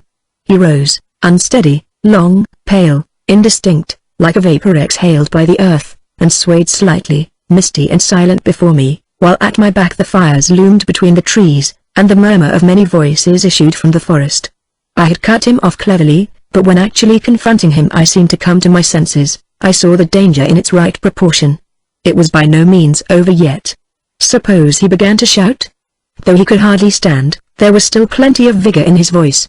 "Go away, hide yourself," he said, in that profound tone. It was very awful. I glanced back. We were within 30 yards from the nearest fire. A black figure stood up, strode on long black legs, waving long black arms, across the glow. It had horns, antelope horns, I think, on its head. Some sorcerer, some witch man, no doubt. It looked fiend-like enough. "Do you know what you are doing?" I whispered. "Perfectly," he answered, raising his voice for that single word. It sounded to me far off and yet loud, like a hail through a speaking trumpet. "If he makes a row we are lost," I thought to myself. This clearly was not a case for fisticuffs, even apart from the very natural aversion I had to beat that shadow this wandering and tormented thing. "You will be lost," I said, "utterly lost. One gets sometimes such a flash of inspiration, you know." I did say the right thing, though indeed he could not have been more irretrievably lost than he was at this very moment, when the foundations of our intimacy were being laid to endure even to the end, even beyond. "I had immense plans," he muttered irresolutely. "Yes," said I, "but if you try to shout I'll smash your head with." There was not a stick or a stone near. "I will throttle you for good," I corrected myself. I was on the threshold of great things, he pleaded, in a voice of longing, with a wistfulness of tone that made my blood run cold. "And now for this stupid scoundrel your success in Europe is assured in any case," I affirmed steadily. I did not want to have the throttling of him, you understand, and indeed it would have been very little use for any practical purpose. I tried to break the spell, the heavy, mute spell of the wilderness that seemed to draw him to its pitiless breast by the awakening of forgotten and brutal instincts, by the memory of gratified and the monstrous passions. This alone, I was convinced, had driven him out to the edge of the forest, to the bush, towards the gleam of fires, the throb of drums, the drone of weird incantations. This alone had beguiled his unlawful soul beyond the bounds of permitted aspirations. And, don't you see, the terror of the position was not in being knocked on the head, though I had a very lively sense of that danger, too, but in this, that I had to deal with a being to whom I could not appeal in the name of anything high or low. I had, even like the niggers, to invoke him himself, his own exalted and incredible degradation. There was nothing either above or below him, and I knew it. He had kicked himself loose of the earth. Confound the man. He had kicked the very earth to pieces. He was alone, and I before him did not know whether I stood on the ground or floated in the air. I've been telling you what we said, repeating the phrases we pronounced, but what's the good? They were common everyday words, the familiar, vague sounds exchanged on every waking day of life. But what of that?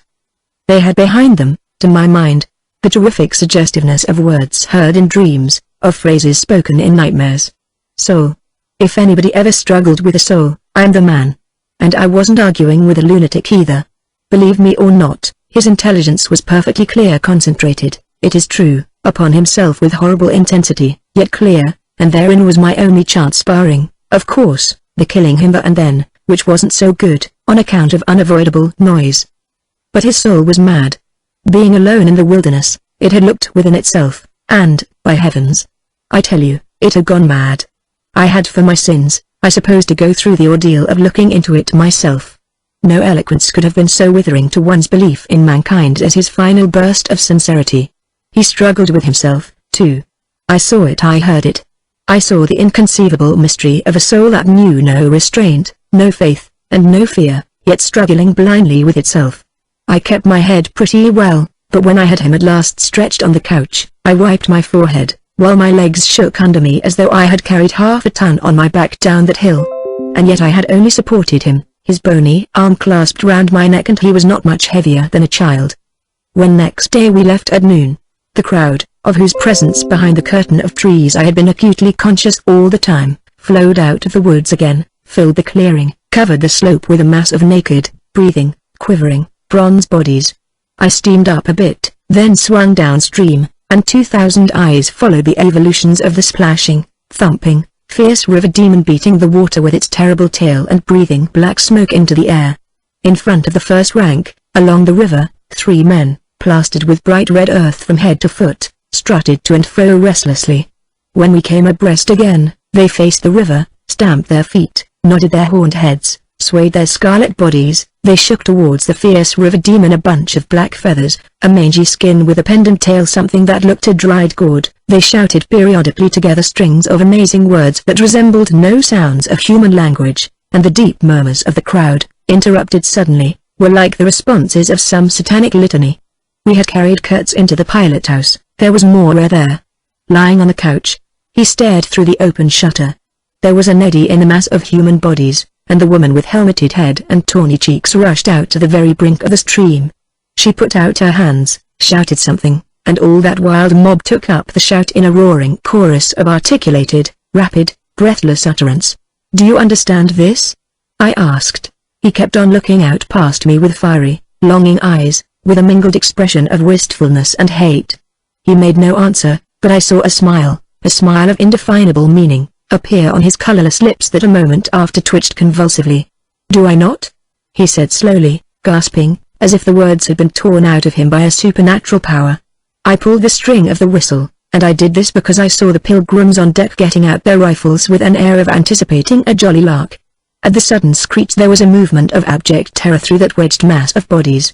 Don't you frighten them away," cried someone on deck disconsolately.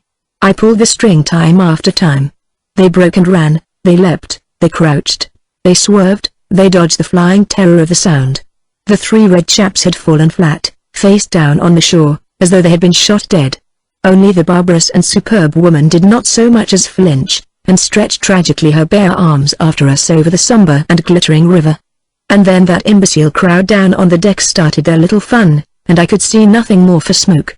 The brown current ran swiftly out of the heart of darkness, bearing us down towards the sea with twice the speed of our upward progress, and Kurtz's life was running swiftly, too, ebbing out of his heart into the sea of inexorable time. The manager was very placid. He had no vital anxieties now. He took us both in with a comprehensive and satisfied glance. The affair had come off as well as could be wished. I saw the time approaching when I would be left alone of the party of unsound method. The pilgrims looked upon me with disfavor. I was, so to speak, numbered with the dead. It is strange how I accepted this unforeseen partnership, this choice of nightmares forced upon me in the tenebrous land invaded by these mean and greedy phantoms. Kurtz discoursed. A voice. It rang deep to the very last. It survived his strength to hide in the magnificent folds of eloquence the barren darkness of his heart. Oh, he struggled.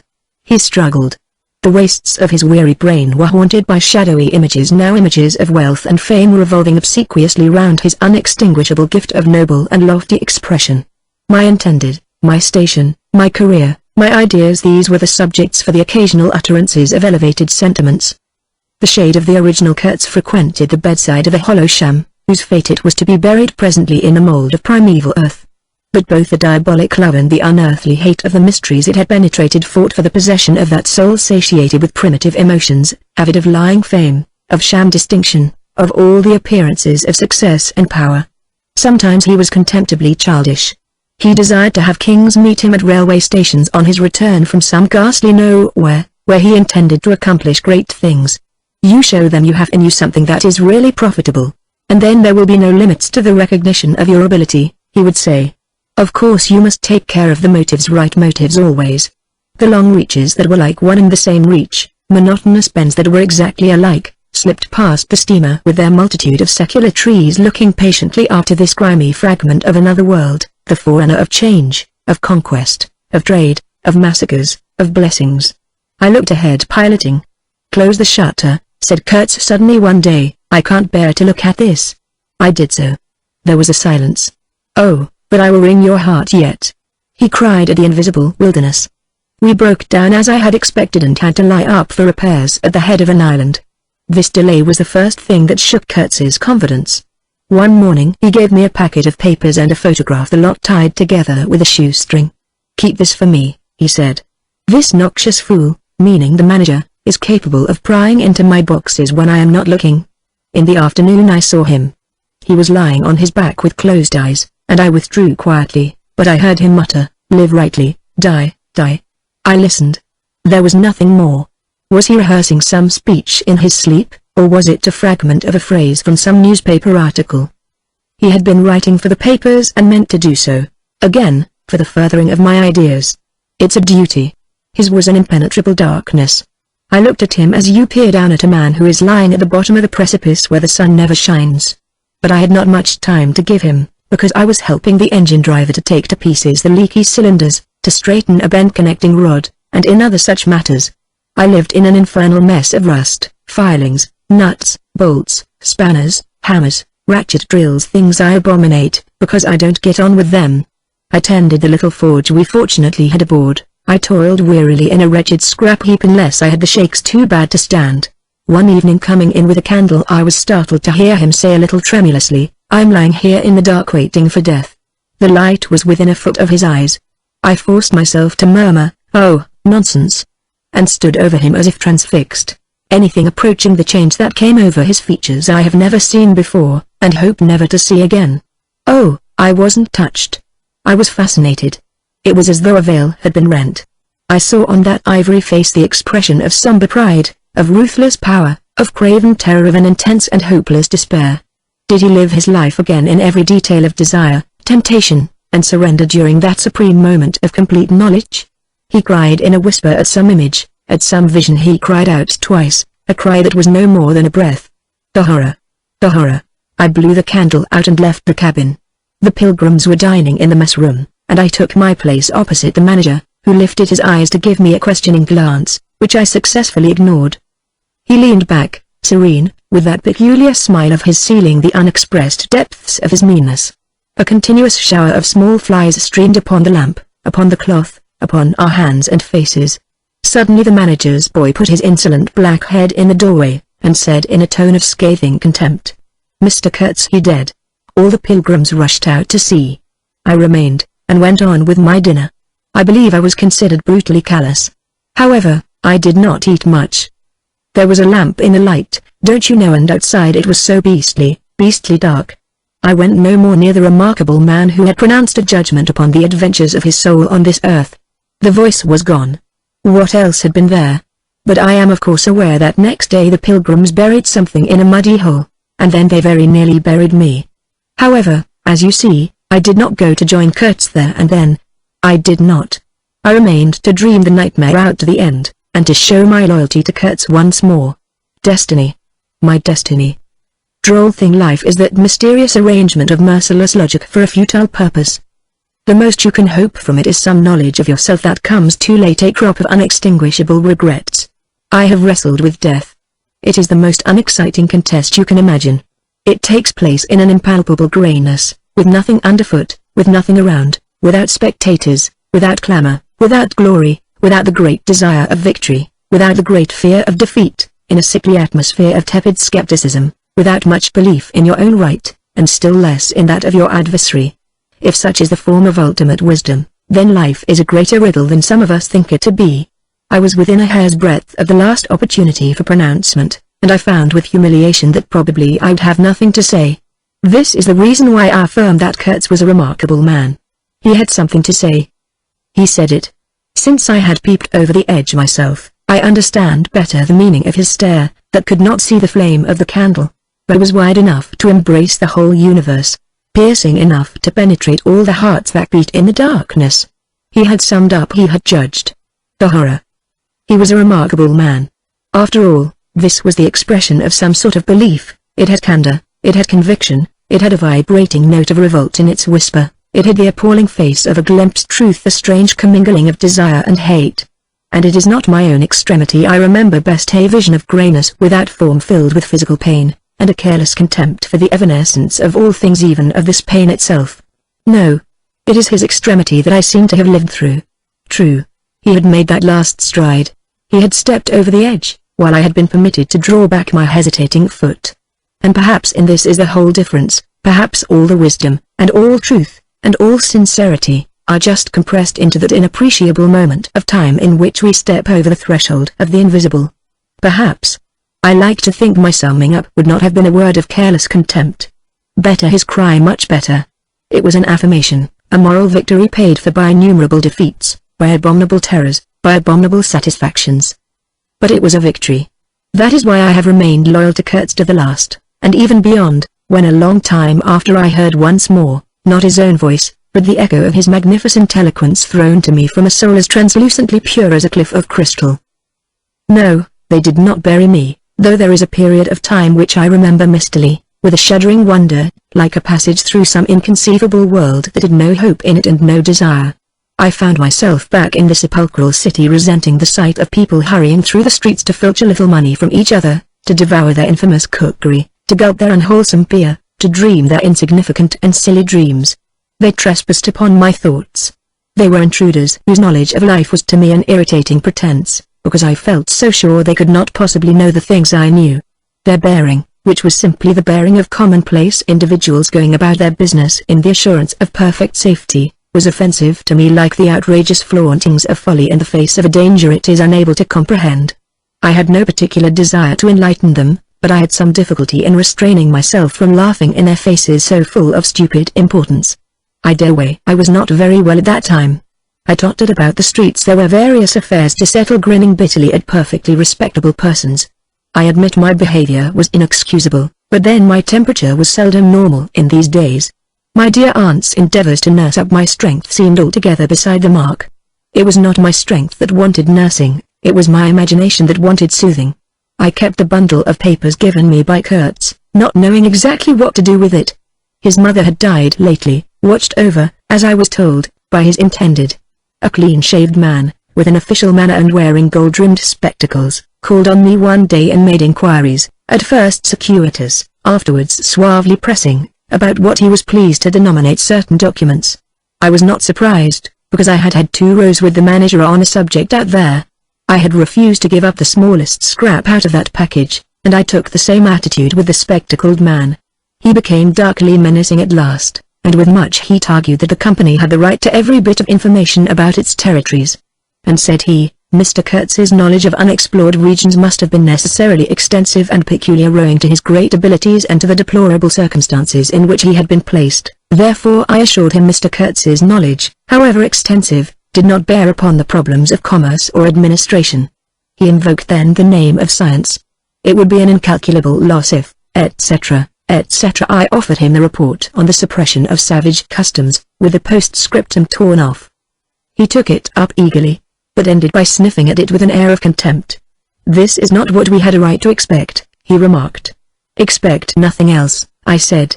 There are only private letters. He withdrew upon some threat of legal proceedings, and I saw him no more, but another fellow, calling himself Kurtz's cousin, appeared 2 days later, and was anxious to hear all the details about his dear relative's last moments. Incidentally he gave me to understand that Kurtz had been essentially a great musician. There was the making of an immense success, said the man, who was an organist, I believe, with lank grey hair flowing over a greasy coat collar. I had no reason to doubt his statement, and to this day I am unable to say what was Kurtz's profession, whether he ever had any, which was the greatest of his talents. I had taken him for a painter who wrote for the papers, or else for a journalist who could paint, but even the cousin, who took snuff during the interview, could not tell me what he had been exactly. He was a universal genius on that point, I agreed with the old chap, who thereupon blew his nose noisily into a large cotton handkerchief and withdrew in senile agitation, bearing off some family letters and memoranda without importance. Ultimately a journalist anxious to know something of the fate of his dear colleague turned up. This visitor informed me Kurtz's proper sphere ought to have been politics on the popular side. He had furry straight eyebrows, bristly hair cropped short, an eyeglass on a broad ribbon, and, becoming expansive, confessed his opinion that Kurtz really couldn't write a bit, but heavens, how that man could talk. He electrified large meetings. He had faith, don't you see? He had the faith. He could get himself to believe anything. He would have been a splendid leader of an extreme party. What party? I asked. Any party, answered the other. He was an extremist. Did I not think so? I assented. Did I know, he asked, with a sudden flash of curiosity, what it was that had induced him to go out there? Yes, said I, and forthwith handed him the famous report for publication, if he thought fit. He glanced through it hurriedly, mumbling all the time, judged it would do, and took himself off with this blunder. Thus I was left at last with a slim packet of letters and the girl's portrait.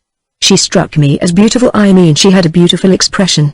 I know that the sunlight can't be made to lie, too, yet one felt that no manipulation of light and pose could have conveyed the delicate shade of truthfulness upon those features. She seemed ready to listen without mental reservation, without suspicion, without a thought for herself. I concluded I would go and give her back her portrait and those letters myself. Curiosity? Yes, and also some other feeling perhaps. All that had been Kurtz's had passed out of my hands, his soul, his body, his station, his plans, his ivory, his career. There remained only his memory and his intended, and I wanted to give that up, too, to the past, in a way to surrender personally all that remained of him with me to that oblivion which is the last word of our common fate. I don't defend myself. I had no clear perception of what it was I really wanted. Perhaps it was an impulse of unconscious loyalty, or the fulfillment of one of those ironic necessities that lurk in the facts of human existence. I don't know. I can't tell. But I went.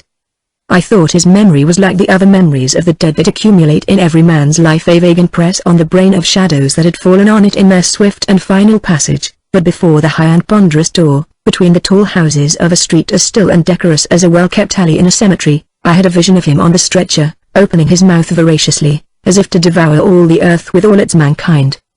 He lived then before me. He lived as much as he had ever lived, a shadow insatiable of splendid appearances, of frightful realities, a shadow darker than the shadow of the night, and draped nobly in the folds of a gorgeous eloquence. The vision seemed to enter the house with me, the stretcher, the phantom bearers, the wild crowd of obedient worshippers, the gloom of the forests, the glitter of the reach between the murky bends, the beat of the drum, regular and muffled like the beating of a heart, the heart of a conquering darkness. It was a moment of triumph for the wilderness, an invading and vengeful rush which, it seemed to me, I would have to keep back alone for the salvation of another soul. And the memory of what I had heard him say farther, with the horn shapes stirring at my back, in the glow of fires, within the patient woods, those broken phrases came back to me, were heard again in their ominous and terrifying simplicity. I remembered his abject pleading, his abject threats, the colossal scale of his vile desires, the meanness, the torment, the tempestuous anguish of his soul. And later on I seemed to see his collected languid manner, when he said one day, "This lot of ivory now is really mine. The company did not pay for it. I collected it myself at a very great personal risk. I am afraid they will try to claim it as theirs though. H.M. It is a difficult case. What do you think I ought to do? Resist? Eh? I want no more than justice." He wanted no more than justice, no more than justice. I rang the bell before a mahogany door on the first floor, and while I waited he seemed to stare at me out of the glassy panel, stare with that wide and immense stare, embracing, condemning, loathing all the universe. I seemed to hear the whispered cry, "The horror! The horror!" The dusk was falling. I had to wait in a lofty drawing room with 3 long windows from floor to ceiling that were like 3 luminous and bedraped columns. The bent gilt legs and backs of the furniture shone in indistinct curves. The tall marble fireplace had a cold and monumental whiteness. A grand piano stood massively in a corner, with dark gleams on the flat surfaces like a somber and polished sarcophagus. A high door opened, closed. I rose. She came forward, all in black, with a pale head, floating towards me in the dusk.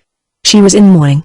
It was more than a year since his death, more than a year since the news came. She seemed as though she would remember and mourn forever. She took both my hands in hers and murmured, "I had heard you were coming." I noticed she was not very young, I mean not girlish. She had a mature capacity for fidelity, for belief, for suffering. The room seemed to have grown darker, as if all the sad light of the cloudy evening had taken refuge on her forehead. This fair hair, this pale visage, this pure brow, seemed surrounded by an ashy halo from which the dark eyes looked out at me. Their glance was guileless, profound, confident, and trustful.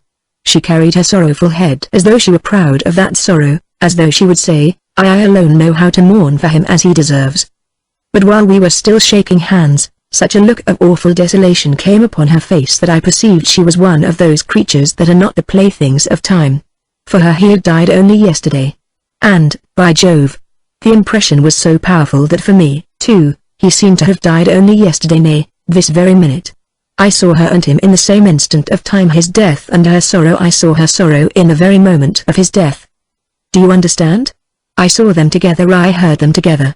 She had said, with a deep catch of the breath, I have survived, while my strained ears seemed to hear distinctly, mingled with her tone of despairing regret, the summing up whisper of his eternal condemnation.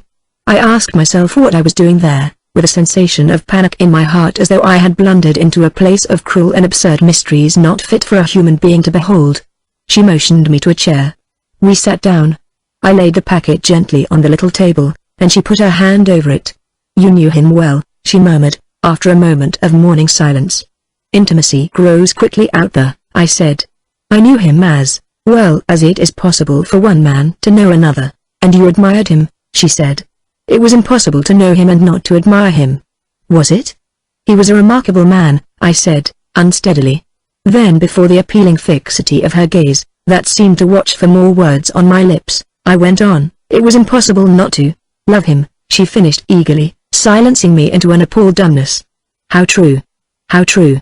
But when you think that no one knew him so well as I had all his noble confidence. I knew him best. You knew him best, I repeated.